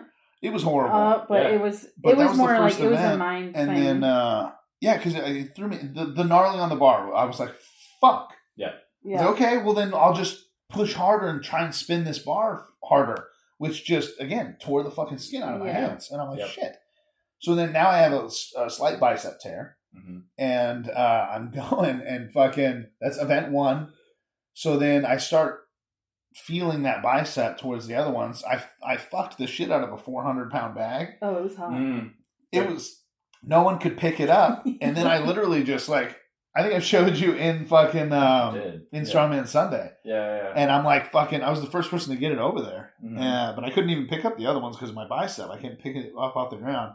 But you can see I lost a place because there was a arm over arm pull. Oh, yeah. Well, I can't pull with my left arm, so now I have to like overreach with right, and I'm just climbing this right-handed. So it slowed me way down because I killed the duck walk part of it. Yeah. And then that part slowed me fucking probably lost me like 15 seconds. Oh, my God. Which is a long time. That's a long time. That's a quarter of a minute, which is what we had. I think we're 45. Yeah. But so it was crazy, but it's a super chess match because every single competition is different. You want to send your athlete to a competition they'll do well at. Yeah. Right? And hope that somebody there isn't just some master of all. Right. You got to point play. You got to do all this bullshit. There's tricks to everything too. Like there was one thing me and Kai went over while she's doing the sand or the loading event. So there was 3 items, right? And I said, look, it was something I realized during the competition. I said, look, these people don't come around the bag. So you're looking at the thing, come to the side of it, pick it up, turn and throw, right? That'll save you like 3 seconds on each one besides going this way, loading it all the way forward and loading this way. If you just pick it up, pivot and boom. Yep. Sorry. You're going to be good. And she ended up doing that, and it saved her time. She beat her fucking time in the gym, and it was weird, but it's little shit like that. But not competing, you only learn that shit in competition. Yeah, 100%. How to shave time and seconds and points, and it was crazy. No, I like what you talked about. Like you have to like going to the right meets too. Yeah, because there's 2 sides to that too. Like this is something I talk to my clients about, where they're like they'll go to local meets. Like no, I'm like. I've had clients before get really cocky after winning a couple meets at a local level. I'm like, hey, you had one kid in your class who was awful. Oh yeah. Chill out. And they're like, no, I'm really good. I can go win this and this. I'm like, okay, let's go do that meet then. And then like we went to nationals, and I was not expecting. My kids are young that are going there; they're 17 or 19. I expect like 4 kids to show up in that age range. So there's a lot. There's like 10 kids showing up at the same age. There's a lot, and there's some really strong ones. And so like one of them, who I thought was going to just decimate everybody, has a kid who's way stronger than him at his same age, and I was like, that's crazy. Second place, I guess, is cool. Yeah. He's freakishly strong, but I was like, there's no way. Like, it's just not. We can't make up that gap. There's no way. And so like it's really important to have both perspectives. Like you should know how good you are at a local level. You should be able to compete at a local level and do well. Yeah. But also need to know how far there is to go left. You know, that's where like going to nationals is huge, because usually nationals isn't all that competitive, but when you go, you're getting exposure to a humongous range of competitors you're never going to see. Yeah. And you get to see a lot more great and really awful lifting. And so it's a great experience. And it's really important to understand where you sit in that ranking too, not just within your city. Well, you need to know if you want to actually be the best in the world. You 100%. need to know where you rank. Exactly. And then getting people from local, like you're saying, to nationals. Mm-hmm. Now there's a whole other bar set, right? 100%. Now that athlete is going to nationals every year. But now we have to figure out how to win nationals. You go to win nationals, now you're going to worlds, right? Like we have to figure all this shit out. I got lucky with Kai. I mean, she had great training. She was already strong as fuck. Like this was easy. Yeah. Right? Really, I just had to point her in the right direction and teach her how to do this. Yeah. Which is, because training for strongman is completely different than powerlifting. Very much so. So she just had to get used to that, which one of the things we had to do was get her to, which actually Miriam was the same way. Miriam was bodybuilding. Mm-hmm. So tons of reps, like all this other bullshit. And I'm just like, look, if the last rep isn't fucking heavy, it's not enough. Yeah. If you don't get, if you're not struggling with the last rep, then it's not enough. She's like, oh, what, of my like third set? No, of every set. Yeah, right. And then take a fucking break until you can breathe. Yep. Then do it again. We're doing sets of 5. Yeah. Oh, well, how's the last rep going to be heavy? That's up to you. Right. Like, and also get out of your fucking head, because now you're acting like it's heavy and it's not fucking heavy. You know what I mean? Dude, right. That's where we pull in these sets of AMRAPs. Mm-hmm. So last time I had them do 2 sets of 10, front raises, lateral raises, all the raises, right? 2 sets of 10 of each, and there were 4 of them, right? So you did all that, and then the last round was an AMRAP of all of them each. So instead of going lateral, front, like all 4 in a row, I had them to just do front raises. Yeah. Right? As many as you fucking can, take a break, then we're going to do lateral, right? Like, so, but they're banging out like fucking 15. Yeah. Or 20. Miriam went 35. Hey, pick up a heavier dumbbell. Well, I gave her a heavier dumbbell. Yeah. And then she still did 35. Oh my God. I was like, what the fuck? Yeah. I said, this is a learning moment. Yeah. More weight. Yeah. Until you're on your AMRAP, you're getting 10. Mm-hmm. It's not heavy enough. I like this. This is something that doesn't get talked about enough. I don't use AMRAPs very often, but they're really important for the right person. Yeah. If your AMRAP is more than 10 reps, it's not heavy enough. Yeah. Like in general, I love that perspective because that's true. You shouldn't be doing 20 reps of an AMRAP. Yeah. If you are, what's the point? Why does that matter? Why does that help you at all? Yes, it's going to suck your last couple reps, but now all you know is I can do 20 reps of that thing. Yeah. That doesn't have any actual translation. If your squat's 500, you're doing 315, who cares? Yeah. Do an AMRAP of 405. Do one at 450. Yeah. Actually get a good range. So this is a good point. I like that a lot. Well, so to circle back, I wrote this thing down. Yeah. What you were talking about is like who you're competing against, all this other shit can change, right? Yeah, yeah. So there's also that part of stop fucking looking at everybody else. Mm-hmm. Stop comparing yourself because you just don't know. Yeah. Mm-hmm. Like they're getting ready. They're coming into this competition. What if they get hurt? Yeah. Now you are the strongest fucking person. You're concerned, and your lifting, your training has now suffered because you're not in the right mental state because you just think you're just going to lose. Yeah. Well, now that person's hurt. Now you're coming in to win, but you didn't train enough. Right. So we did this thing with Miriam. She was she's like, okay, well, I got second place because this lady Jackie Reed, who is a fucking monster, monster. She was at the showdown. She's in the fucking master's class. Mm-hmm. She's pulling in the 500s. Oh my God. For a fucking lady, dude. And it is nuts how strong she is at everything. No, she doesn't just win. She's that person like okay, this was a stepping stone. Yeah, she's everybody's goal. Right. Yeah. Right. You're going to Worlds, and this is local. You have to do this one, don't you? Right. You know what I mean? Right. Like that's just kind of how it looks. Yeah. But she ended up cutting weight and going to lightweight masters. Oh, no kidding. So she made it. So first of all, that's horrifying. Yeah, genuinely. Right? Just fucking horrifying that Her you're going to like. arms are fucking just. She's jacked as shit. Yeah. And it's nowhere near bodybuilding. She's not bodybuilding. She's just huge because she is. Right. And she's strong as fuck. So now it's a fight. Now there's 3 girls in Miriam's weight class. One of them's Anita Vargo, who is fucking phenomenal. I fucking love Anita. Love her. She was a bodybuilder. She's done strongman, powerlifting. She's now doing a lot of arm lifting. But she's also in her 60s. She's 63. Gotcha, okay. Right? So, so she's still strong as fuck. Yeah. But she's not 45. Right, for sure. Right? So, I'm like, okay, well, there's one, and there's another lady from Sacramento who's putting up real big fucking numbers. So we didn't even look at her because we don't even know who she is. She's got when athletes are in masters, you can almost never find their competition. It's like, okay, we'll look on Facebook then. Yeah. I can't find them doing shit. And Facebook's all family shit. They're not posting their lifts. Not doing any of that shit. So they're lifting in silence, and it sucks. Dude, this is funny because we have open powerlifting for powerlifting. You can check everybody. If you've ever been on a platform, you're on there. Yeah. So I can check the entire record of lifters forever.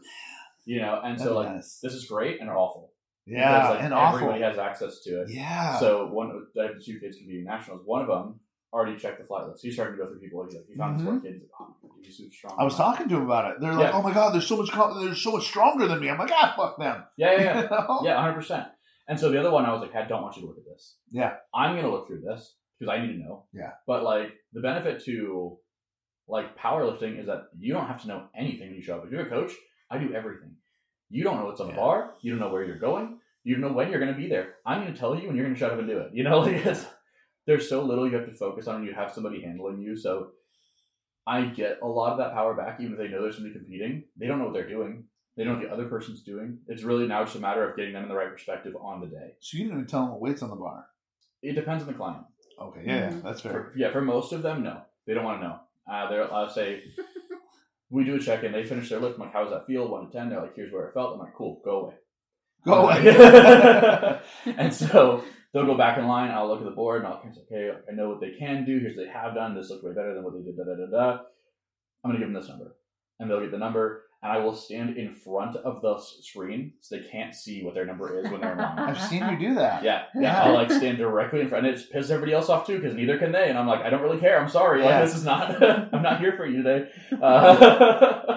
And so they'll go up on a platform. They just got to do it. They just figure it out. And usually it pays off pretty well. Sometimes I have to. I'm personally, I have to know the number. If I don't know what's in the bar, it's 700 pounds, always. Yeah. So I prefer it to not know. That's one of the other reasons I switched over to kilos. Yeah. I'm too stupid to calculate. I'm just like, it's another red. Yeah. It says 25. I think it's about that, right? It's like 700 fucking pounds because it's 300. I can do that. Right. 300 sounds manageable, but 300 kilos is different. Yeah. So, but then, I started doing that with my clients the first time I coached a powerlifting meet.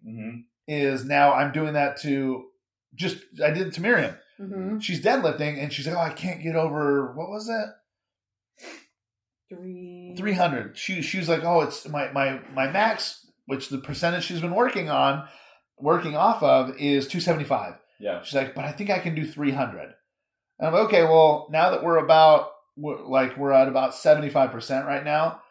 Now you're just going to put on what I tell you. This is all kilos. You don't get to count. Yeah. She pulled fucking 330 for 2. Right. Yeah. No, you're at 375-ish. You know? Yeah, right. So let's stop fucking, and now the real training begins. This was her first month with me, and we did a 4-week cycle. And the main reason I do that, especially with 531, is you hit a max cycle during that, right? And then I need to know what those fucking numbers are for real. Yeah. Which sucks too, because I wish I could be there I wish I could be every day with my clients. Dude, yeah, I know. I so wish it, because I'm like, we would get so much further. Yeah. But I don't have time for that either. No, you know. Sure. But so we did all that shit, and now I'm like, second cycle will be another 4 because now we're actually going to do you're actually going to do what you should have done the first time. And you're going to see what heavy feels like because all your percentages are real. Yep. And it's putting in that real work is tough. It's tough, dude. Yeah. No, it's really hard. There's a lot of benefits. I did this with Rachel, actually, when she did her first meet. I wasn't coaching her, but I was handling her for her first meet. Yeah.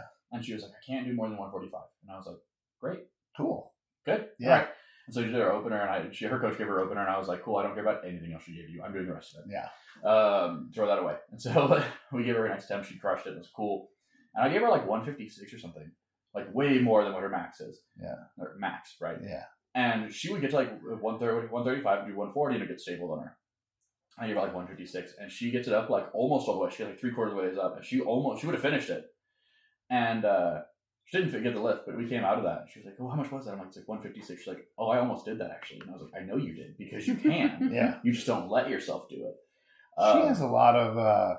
We love Rachel, but she just talks shit about herself all the time. All the time. Yeah. I'm like, you are such a cool person. Yeah. Like, what? Stop it. Mm-hmm. Like, I'm offended that you keep talking about my friend like that. Yeah, dude, honestly, yeah. It's bothering me. Yeah. No, Rachel's like one of my best friends, and so 100% the same thing. I've talked to her like regularly. I'm like, hey, cut that garbage out. Yeah. Like, it's objectively just not true. Stop. Yeah. You're also lying. Yeah, The genuinely. whole time. You're lying. a liar. Yeah, right. I suck. You just picked that up, so that's crazy. Yeah, right, dude. Yeah. Yeah. No, yeah, so like the mental game is really important. I do something similar to what you do with my first block with a client. It's non-negotiable. You do a farm block.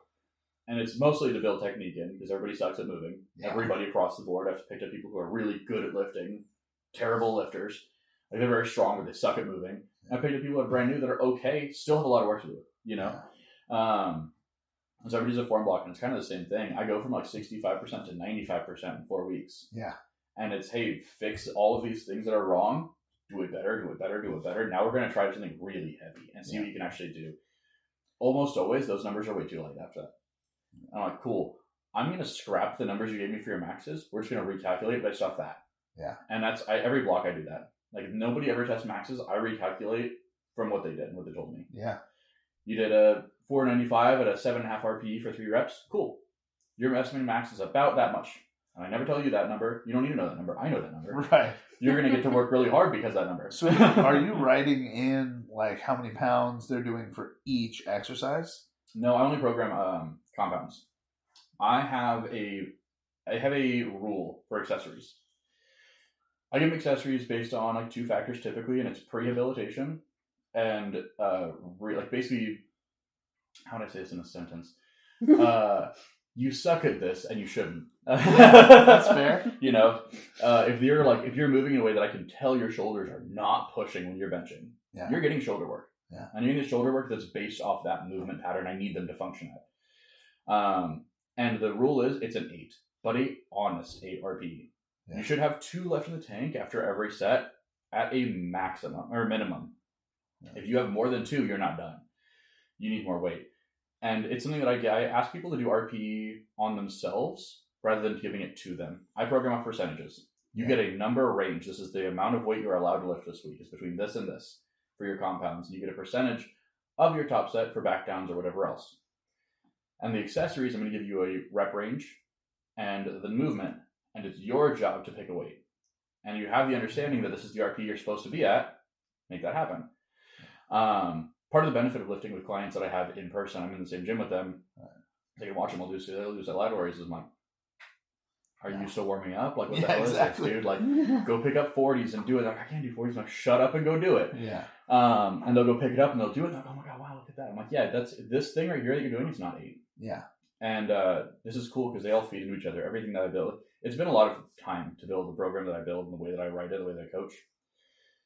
They give me an RP at the end of the week. They say, I did 425 for squat this week, and it was a 7.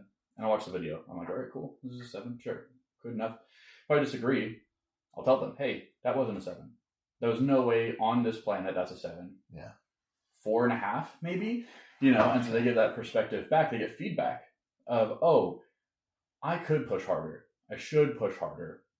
And I also will, like, if they put a 4 in the program ever, they're going to get this insane jump the week after. Yeah. I'm like, hey, we're going to put on 36 pounds past what your range was supposed to be because that's ridiculous. If you're doing 4 at any point, that's wrong. And so it's like a lot of they all kind of feed into each other. Everything feeds into each other. It's a lot of information for me. It's a lot of information for them. They're learning how to build their own autoregulation. They're learning how to regulate their own movements. Yeah. They're learning how to like work with a coach a lot of the time. Like people are bad at that in general too. Most coaches don't do collaboration. They're like, this is what I gave you. Shut up and do it.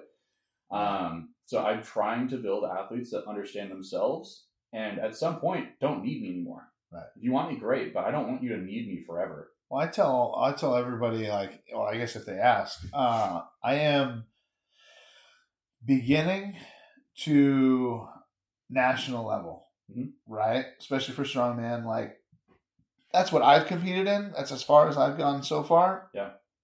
I can definitely get you to worlds, but I'm also not like an Olympic level coach. Sure.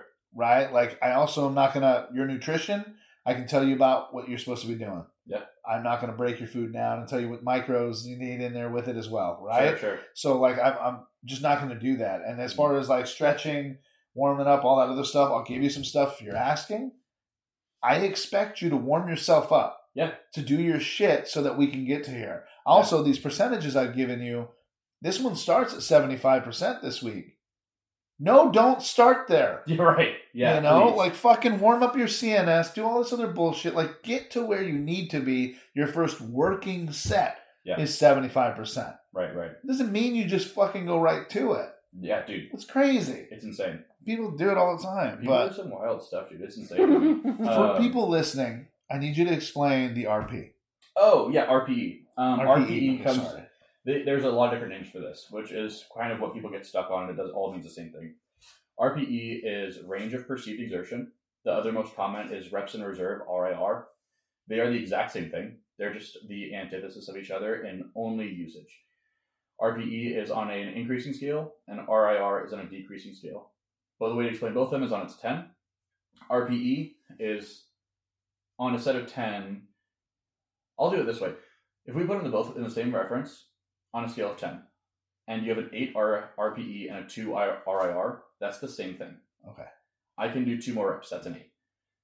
Right. 2 reps in a reserve is a 2 on RIR. They're the exact same thing. 4 and 6, same. 5 and 5. I'd like RPE better then. I do too. It sounds more, like it would make more sense to me. Bigger number. Number. It does to me too, honestly. And for most lifters, that's an easier way to put it. Like, it's easier for them to say, okay, well, I could probably do like 1.5 more reps. Cool, so it's an 8.5. Great. Yeah. That's all you need. Put it in the program. Done. A lot of coaches use this as their primary method of coaching.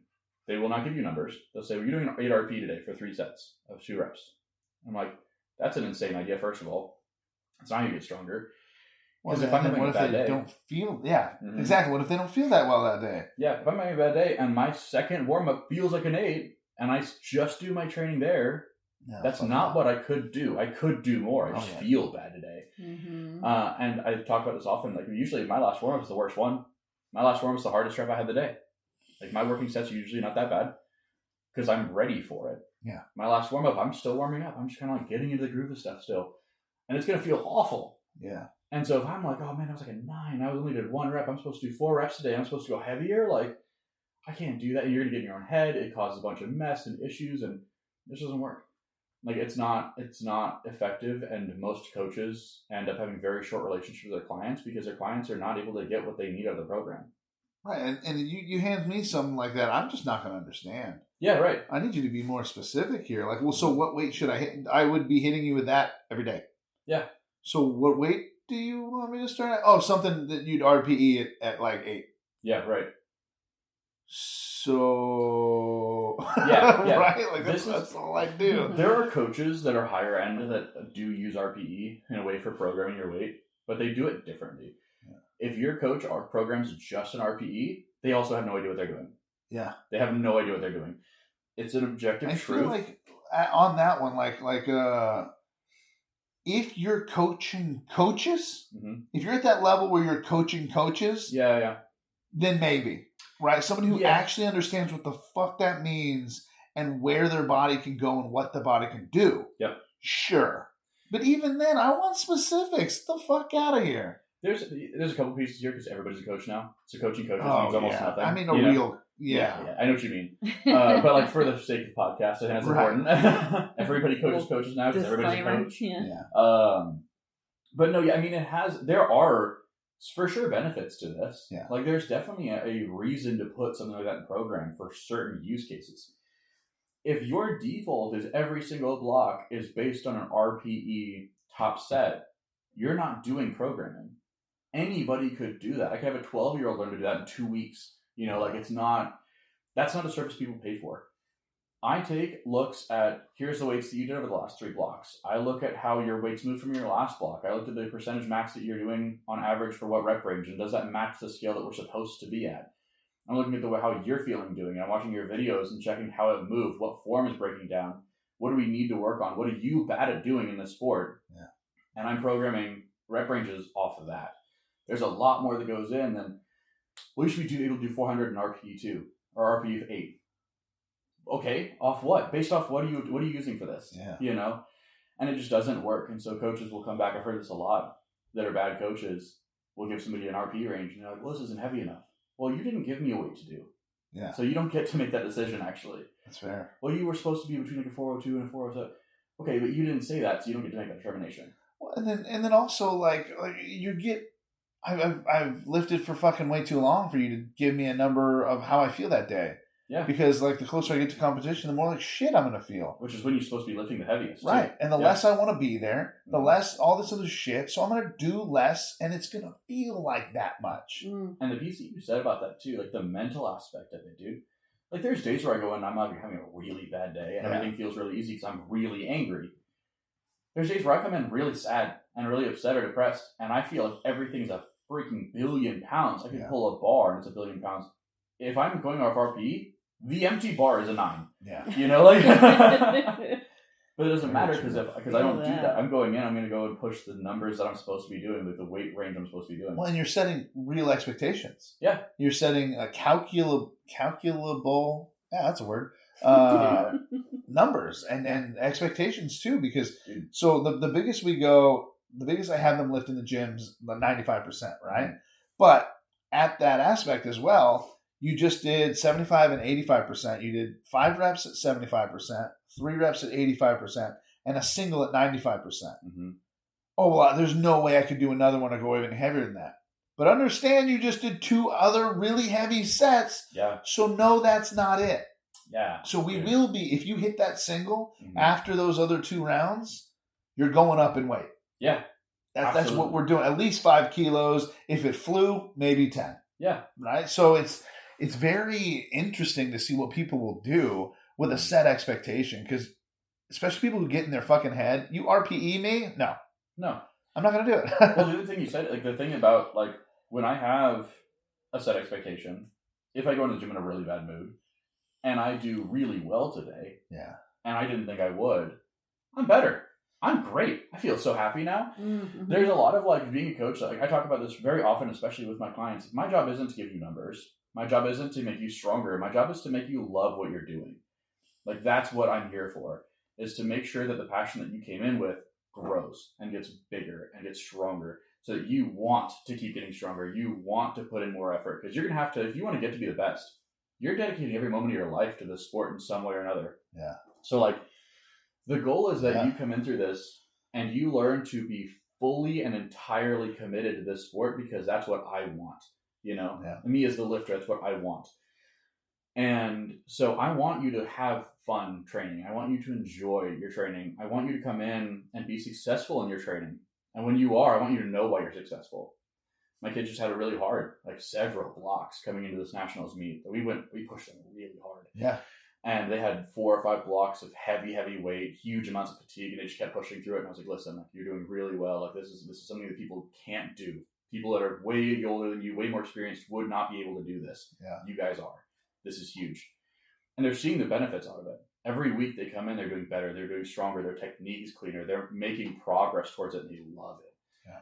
And so we just finished their last week. They're starting their like last couple of days in their deload phase right now. And their last week was incredible. Yeah. It was moving weights they've never touched at RPs that were way lower than they should have been. And it was phenomenal. And they're both like, oh, like we did it. I'm like, yeah, you did. Well, I saw them on their deadlift day, and they looked really good. Mm-hmm. They were procrastinating like motherfuckers. Boy, do they. Yeah. So like we were standing at the front, and I'm like, Like, you guys done? They're like, we just got warmed up and stretched. Like, we just don't want to. Yeah. Like, I get it, bud, but get to fucking work. Yeah, you know? yeah. So we started deadlifting next to him, and now they're stuck next to somebody who's fucking pushing. I'm pushing Miriam like 50 pounds past her fucking her max, and he's over here. Should I lift more? I said, well, can you? Yeah, right. You know, like, I mean, obviously, he's like, well, should I throw a black or a white on? I said, if you're asking that fucking question, what are you doing? Right. You know, like, do it. Yeah. And he got it to fucking, I think this was Jaden. Yeah, you're talking about Jaden. I know exactly what you're talking about. He just didn't get his hips through at the end. Dude, and I'm like, God damn, that was close. But just remember, like, I'm sure Jamison would say the same thing. You just did a bunch of sets. Dude. If you came in, warmed up, and hit that fucker that and went up, fine. Dude, yeah. So I talked to them, a very similar idea. I talked to them the same thing about, they've done 4 blocks that should have killed them. So, like, they're coming in more fatigued than almost any client I've ever had has come into a meet. Like, we've done a lot of work for both of them to get them ready for this. And they're significantly stronger than they started, like, by miles. Yeah. Jaden doing that 507, he just did 500 like a block and a half ago for the first time ever in his life. Yeah. And so that 507 smoked off the floor. He crushed that. He got the top, and I was like, dude, it's just a little mistake. You just made a little stupid mistake. Well, you saw, oh, right. He sent you a video. Okay. It's just his, like, he locked his legs out too early, and he was, like, tilted forward. You're not going to fix that. Yeah. You can't. Like, that's the top of your fucking weight range. Yeah. Your glutes have to literally kick into that weight, and if that happens, the whole bar is going to go forward too. Yeah. It's not possible. You did the rep. You're good. Yeah. You know? And so, like, we talked about it, and I was like, hey, this is also, like, you crushed that. That moved at, like, 45 miles an hour off the ground, dude, and you're 4 months into some training that I don't think I've been through as hard. You know, like, that's a win. That's a massive win. He was like, oh, yeah, I guess it's really. And I'm like, yeah, dude, no, we're in a really good spot right now. We're doing very well for this meet. No, they've been incredible, dude. I'm so proud of them. I can't wait. They compete Friday, right? Yeah, they're on platform Friday. Fuck yeah. Are you going down there with them? Mm-hmm. Hell yeah. Yeah, we'll be down there for almost the whole week. I leave Tuesday, and then we'll come back Sunday night. Hell yeah. Yeah, make sure to reach out. We want to hear that that fucking goes. Man. I think they're live streaming it, so I'm gonna get a link to that, and I'm gonna post it up on my story too. Do that, man. I want to see. Yeah. Now, I don't care about most of the people there. I don't know anybody. For sure. Like, let me know when they're going, and we'll watch, man. Yeah. They're strong as shit. They're kids. They're so good, dude. They're children. Yep. What's happening? This is one of the cool things too. Like, I talk about very often. I don't solicit my coaching. I don't sell it. I'm not gonna go to anybody and be like, hey, should I coach you? I don't do that. Yeah. All my clients come to me first. Hey, will you coach me? Yeah, we'll talk about it. I'm very selective with it, and the benefit to that is that I'm not coaching people that I don't want to coach. Yeah. And that's recognized too. Like, people come up and they're like, "Oh, like, you're coaching people that are really good." I'm like, "Well, yeah, like, I want to coach them. They're willing to put in the work I'm asking for, you know." And so there's a standard set of, like, if you're going to work with me, you're going to do it. Like, you're going to do hard work, and so they all kind of follow into that pattern of, oh, this is how it works. If I want to make this progress, I do this, and there's a buy-in to it. They came to me first. They already wanted what I give. Yeah. They know that the results I produce are valid and they're justified, and I'm going to get you where you want to go. They're going to follow it. And so these kids that come in with just incredible potential get so strong so fast because they're bought into the program already. Yeah. Whatever program you believe in is what's going to work because you believe it. Yeah. You're going to put your effort into it. So these kids come in, they're like, no, we're a good pair. We're going to make it happen. I'm like, yeah, we will, because you think that. Yeah. You know, I know what I'm doing. People but don't get that either. The aspect of, this is really easy. Yeah. Like, I mean, mathematically, analytically, extremely simple. Put in the fucking work and it will work. That's the problem, though, as well. Yeah. Is when it comes to the work aspect, will you actually fucking do it? Yep. Because I love what you're saying. I only coach people I like, right? I've coached a few people I didn't like. I have too. That's why I don't do it now. I've been there. I've done that. And I'm like, I appreciate your money, right? I guess. But, like, at the same time, I'm like, you're not getting any, or like, I've had a few people like, you're fucking delusional. Sure, yeah. Like, what are you talking about? Like, so that's happened before, too. Yeah. And then, Other shit is like the potential thing. Mm-hmm. My God, I go fucking ape shit for potential. Absolutely. And it's so like there's a dude at the gym, Gabe. I keep fucking talking about this guy. Gabe is a freak. He's pissing me off. Yeah. I'm like, he's like, well, I don't want to compete till I'm ready. You're fucking ready. You're ready today, dude. He's like, well, I want to win worlds.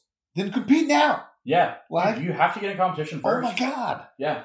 But his potential is fucking crazy. Kai, Miriam, like, yep. There's people I coach, or there's people I personally train, and then there's people I coach. Oh, 100%. Yeah. Like, there's a difference. Huge difference. Like, I will show, if you are having a day where you're like, hey, it's not on the program, we're not supposed to meet this day, but I'm doing this. If I can get there, I'll be there. Yeah. I'll be there and we'll fucking hit what you need to hit. If you need help somewhere, then we'll do it. Yeah. Fuck it, because I know where you're going. Kai's going to Worlds this year. Yeah. I think she's going to do phenomenal. She will. Right? She's going to be on the podium at least. Dude, for sure, minimum, yeah.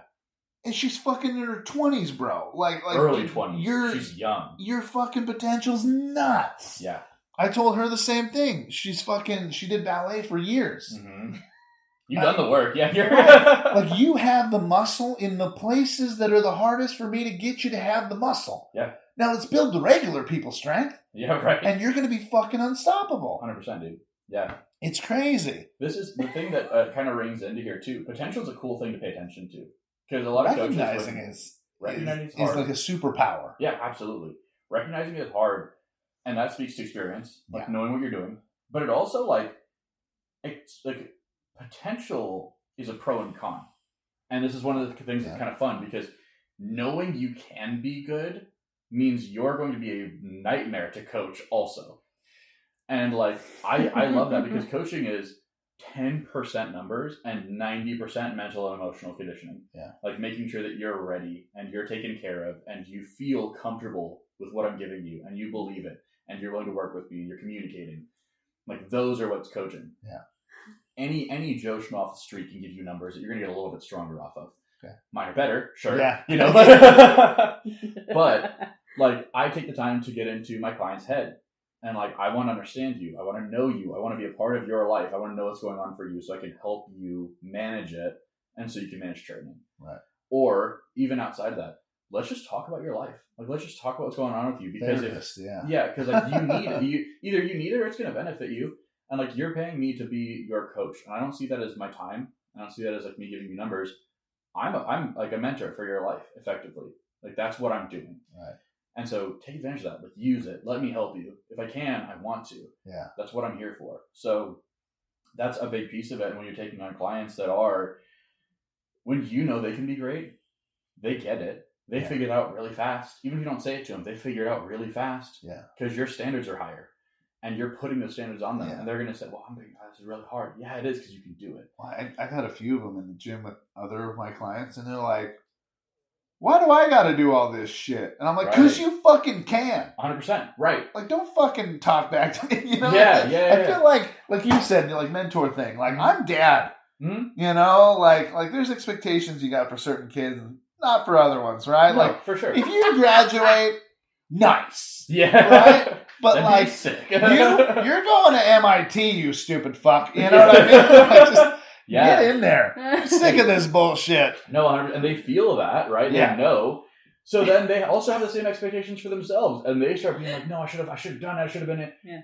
Hold on. Okay. But like, there's a lot more emotional training that goes in with that, also because they have those expectations on you, have those expectations on them, and they have them themselves. So you have to be able to like not only address what they bring to you, kind of know what they're going to bring to you before it happens. Yeah. You know, and before they say it to you, know what they're going through. And there's a lot of like people talking about like, oh, coaches who haven't been through X amount of meets or shows can't coach you. Yes, but not because of the meet experience, really. Yeah. That's a factor. They just don't want to get it. They don't know what it's like to have trained 7-8 meets through and to fail and bomb out. Yeah. They haven't been through the suffering of making 4 back-to-back 20-pound water cuts and then bombing out or only getting your opener on the deadlift that you were supposed to win the meet for. Yeah. You know, they don't know what it's like to lose money to somebody because you sprained your wrist last week. Yeah. Like it's these things that are going to just pound your soul in. Pull a fucking muscle on your first fucking event. Right. You know, and like now your whole event's fucked. Yeah, exactly, dude. It's like, it's those things that are going to just pound your soul and brain into the floor, and you have to make sure that person still goes back to training next week. Yeah. And that's hard. That's I really feel hard. like with the really, really good athletes, there's probably just about a mental breakdown every week. Absolutely. Just And there kind of should be. Oh, Yeah. so that's what that means. Yeah. Awesome. Yeah. Absolutely. And there's a little bit of like the insanity portion of it that comes out. Like, you want to be good at this, you have to be a little bit broken. Yeah. And we're going to see that broken come out a lot. Oh, yeah. And that's okay. Like, we're pushing you to your absolute limit. Mm-hmm. Like, that's where that broken comes. Yeah. But that's also where that broken's useful. Exactly. 100%, dude. Yeah. You know, it's funny when I was doing the sandbags yesterday, and you went over that whole theory of like, oh, I'm having her over 30 because then the 15 is going to fly. Yeah. I was off to the side talking to Jake. He's like, I don't even know why you bother having you do the 15. And I was like, because I need that. Like, Yeah. he knows that I need successes to even keep going. I'm not an athlete She's that going like to tear herself down. I don't do Yeah. things to Yeah. spite. I'm not like, oh, you think I spite. can't? Then I'm gonna. Yeah. I'm like, oh, you think I can't?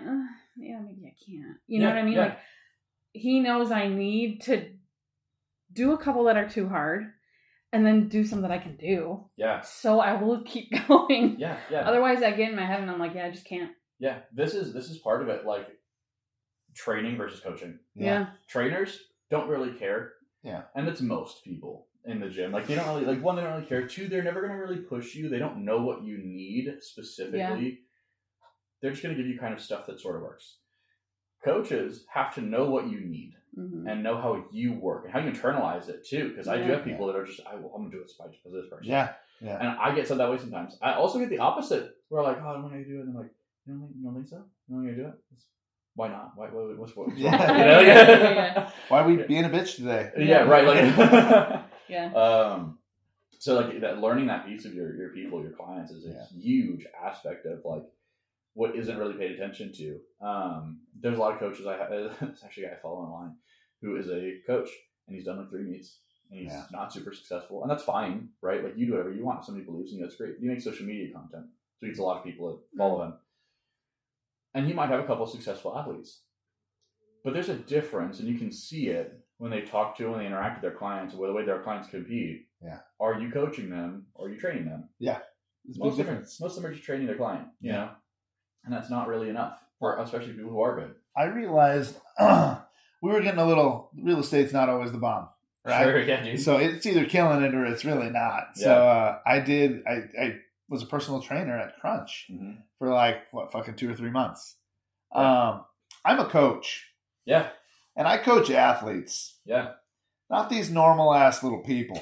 You Yeah, know? dude, right. People are puking. They're turning white. Like, I'm just like, this isn't even hard. What the fuck? We just started, dude. Yeah, literally. You just pushed the sled 7 times. What's wrong with you? Right. You know? Like, Basic warm up, dude. Come on. Well, then pay for more hours so we can take longer for you to do this thing then. You know? Right. The fuck out of here. Yeah. But it was also like, personal training is so different because like you want me to like make you feel good about you not doing anything but still trying.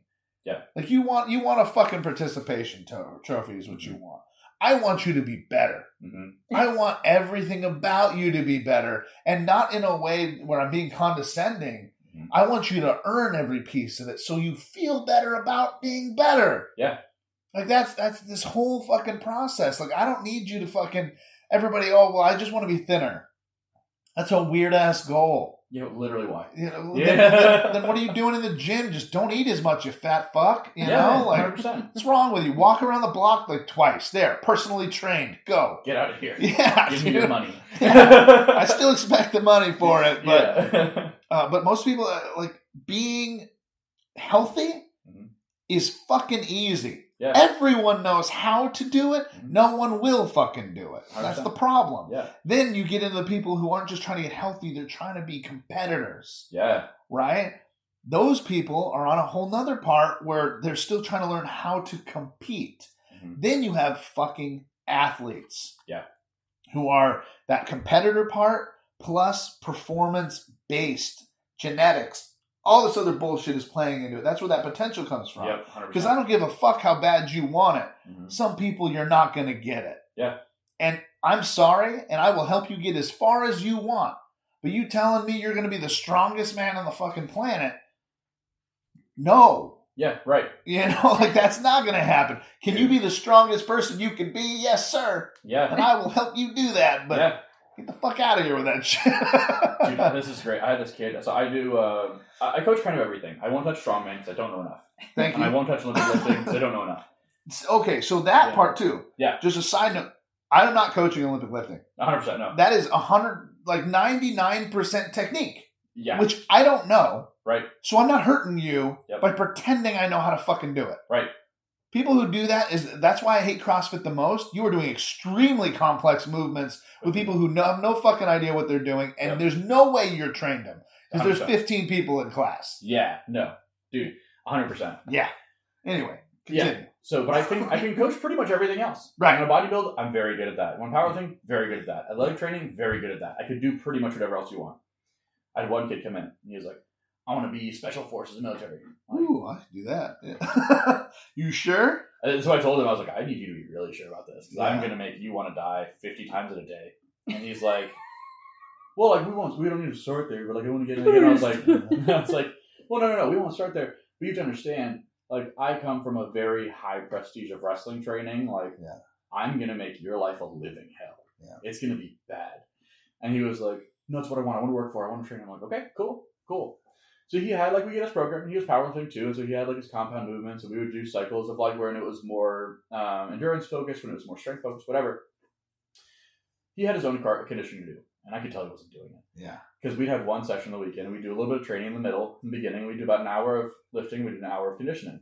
An hour of conditioning was not hard. Yeah. It was like a 4-step relay, and we'd do, like, 3 or 4 rounds, and every single week there was some excuse. Oh, I can't see. Shut up. I don't need you to see. Run a straight line. You know, oh, it hurts. I'm going to throw up. My kid throw up on the turf. Shut up and keep moving. You know, like, I don't really care. Figure it out. Keep going. Until you throw up, I don't care what you're telling me. Keep going. And then after you throw up, swish some water in your mouth. Let's go. Yeah, we got more sets. There's 2 more sets to go, right? Get the fuck out of here. And some gummy bears. Yeah, that's what I had to do at Crunch. I had to go to the dollar store and buy a bunch of gummy bears. Yeah. Because I'm like, okay, here's sugar. Right. Now go. You feel better? Good. Go do that. Yeah. Dude, and so it's like one of those things where you have to sometimes have those conversations, and like they're like, I'm going to do this. Hey, listen, I appreciate that you want to. Yeah. But you won't. Yeah. And it's kind of wasting your time to say that you will, and mine. Yeah. Like, set a different goal. Let's change directions. Because this isn't going to happen. Like, you don't want it bad enough. Yeah. Right? Like, I can see that. It's very obvious. And it's not a good use of time to chase something that you're never going to do. And it's like, if you want it, you'd be doing the work I gave you during the week. You do extra because you think you should. You'd be pushing yourself harder. And the workouts I give you, they're not that hard. Yeah. They're not that tough. They're hard for you. You would be sprinting them because you're trying to get extra reps in. You're trying to get extra sets in, you know? Like, that was, when I was wrestling, there's so many times when I was like, I can't do more. And coach would be like, push harder. And I'm like, yes, sir. Yeah. I'm going to push harder. And I didn't think I could. Coach said, do it. I'm going to do it. Like, I don't care. Because I want it. And he said I can, so I can. You know?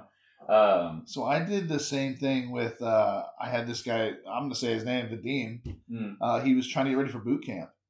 And he already came in. He could already run 5 miles. He could already do all this other shit.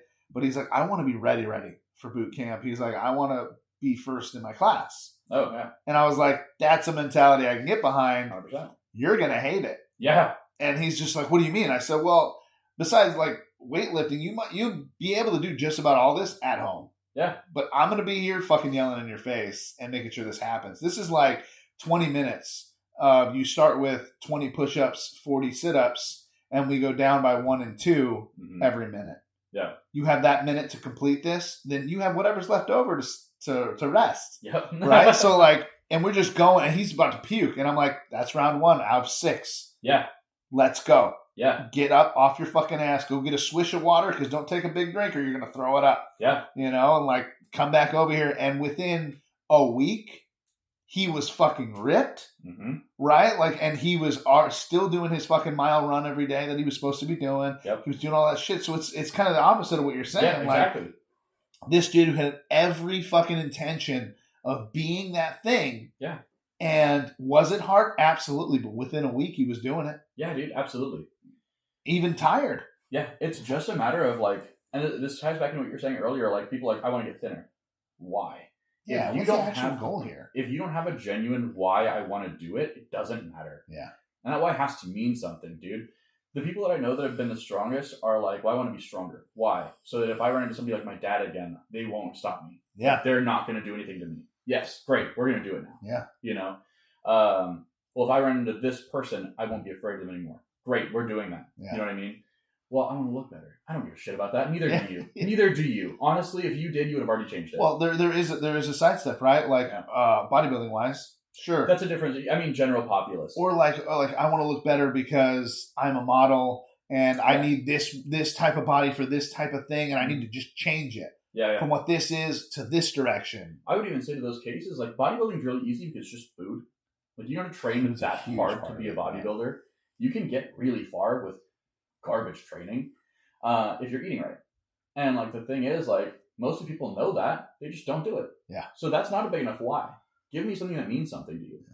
You know, like I want to be bigger. Great. Why? Yeah. What is the point? Yeah. You like, have to have something. And stop fucking lying to me. Yeah, dude. Give me the real reason. Yeah. You know, like that. Those type of reasons are the real one. Yeah. Right? Where's the top? Well, I just, want to be a little more intimidating. Why? Yeah. Fucking say it. Say the thing. I'm not going to fucking judge you for it. Just spit it out and let's do this. This is being like a little bit vulnerable with your coach. Matters, dude. You have to. It's at 100 already. If you're not willing to like be honest with me and tell me like a little bit about your story and your life, we're not getting very far. Because I also don't believe you when you said you did that. Yeah, 100%. There's no way. Like I want the video. Yeah. I make all my clients do. I want your top set of every day. I want a video. Yeah. And I had someone the other day was just like, yeah, but I don't want to be weird. Like, and she's a chick, and she's like, oh, I don't want your girlfriend to be weird about it. And I'm like, you know how many fucking videos I get every day? Sometimes it's like, bing, bing, bing, bing, bing, bing. Sorry, coach. Here's for the past 3 days. Yeah. And I'm like, you're goddamn right, it is. Yeah. I'm sitting there for like 20 minutes just watching this dude's ass for like 20 minutes because I'm like, look at this. Did he hinge enough? Yeah. Is it enough for you? Right. Because it's not enough for me. Yeah. You know, it's like I tell the guy every time, I'm talking about one specific guy, I'm like, your first one always sucks. Yeah. Just go lower on your first one. Mm-hmm. Because the 2, 3, 4, and 5 are fine. Yeah. But that goddamn first one, it doesn't count. Do 6. Dude, this might help him actually, because I have this often. Interesting. Because this is a very normal thing, because you get muscle preconditioning. Okay. Your body goes through a pattern and says, oh, that sucked. We're going to make it easier now. And so the way down, it auto-loads what it needs to do to make it as easy as possible. So you do a descent with a negative, 4 or 5 second count negative, and hold on the bottom. Hover on the ground, like for deadlift specifically, right? Yeah. 5 second negative, hover on the floor. Don't move. Now go back up. Now feel better? Yeah. Pay attention to that. When you're pausing the bottom, pay attention to that. Do like 3 or 4 reps. Now do a single. Okay. And see the difference. It's usually immediate. Wow, that's good. I might have him do that. See what's going on, because it's a squat, and it's always the first one is like, and it's like 3 inches. Yeah, it's not like crazy, but it's like 3 inches. The first one rep is always a little high, but it's usually confidence too. Yeah, there's a little bit of confidence. There's a little bit of like, oh, I don't know if I can do it. I don't know if I can move that far down with this weight. So do a pause with it, like 10 pounds less, 20 pounds less. Do a pause, feel that positioning out a little bit, come back up. Well, I like this dude. He's down in Cali, and he fucking is getting so strong. He reached out of his own garage. He had to go buy more weight. Oh, I love that, dude. And I'm like, fuck yeah. He's like, honestly, coach, I could have done more. I'm like, I see that. Then why didn't you? He's like, I got to buy more weight. And I'm like, valid. Fine. This is such a good reason. You let me know when you get more. Yeah.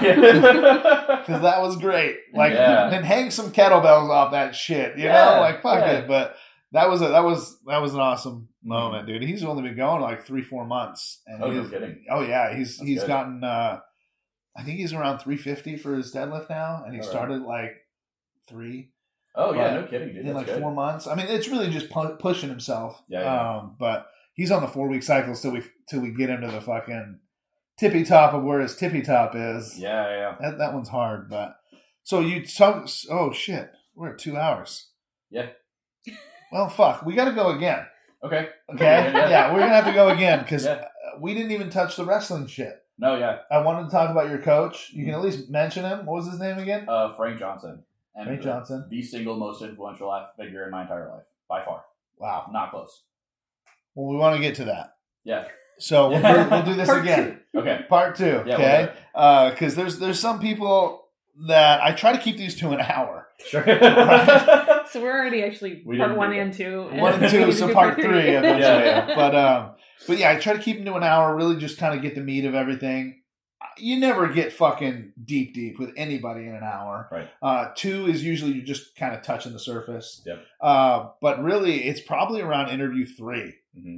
Like, we'll probably do another one and we'll kind of hit some goodness. Yeah. But around 3, you got to start digging a little. Sure. You know? And I wouldn't mind getting there with you. Yeah, man. Digging into vulnerable. you. You know what I'm I here mean? for it. Yeah. Plenty to dig into. Yeah. I think that's what I think is so interesting about this podcast is nobody understands how deep every single person is. Now there are people who aren't. Yeah. They're fucking 3 inches deep forever. 100%. Right? Yeah. But then they're just about everybody else is at least 3 feet. Yeah. You know? And Yeah. and nobody pushes past that first foot ever. And I'd love to get to 3 feet deep on everybody. Yeah. You know what I mean? Oh my god. Yes. Yeah. Dude, Yes, that. like especially for the sports we're in, like it's for people that have history, that have like deep life stories, and there's stuff going on with them they don't talk about very often. Like there's a lot of depth to everybody in the sport for the most part. Yeah. There are definitely people that come in, like the tourists that come in for a couple months, and they're like, "It's just for fun." I just wanted to give it a shot. 30 minutes is enough. Actually, I think we got what we needed. There have been some of these interviews where I'm like, all right, we're at 30 minutes. What kind of dog you like? Yeah. I don't know how else to go anywhere else, but yeah. Rank like dogs. Rank dogs. Top 5 breeds of dogs. Yeah, top 5, and then I need reasons why you like each one. Reasons why, personal experiences. There's been a couple where I'm like, I'm gonna need to write down questions, you know, because like there's no way we're gonna have a conversation. I knew I didn't need to do that with. For sure not. Dude. We've had hour-long conversations on accident 100%. plenty of times. Yeah. So anyway, all right. Well, we'll kind of re-outroduce. That's going to be my word for this. I like that. So, okay. Thanks for coming. This is the Psychotic Drink Podcast. It's Tyler Toby Townsend. And Jamison Faith. Lily Lily was here. was here. All right. Thanks, bud. Yeah, thank you.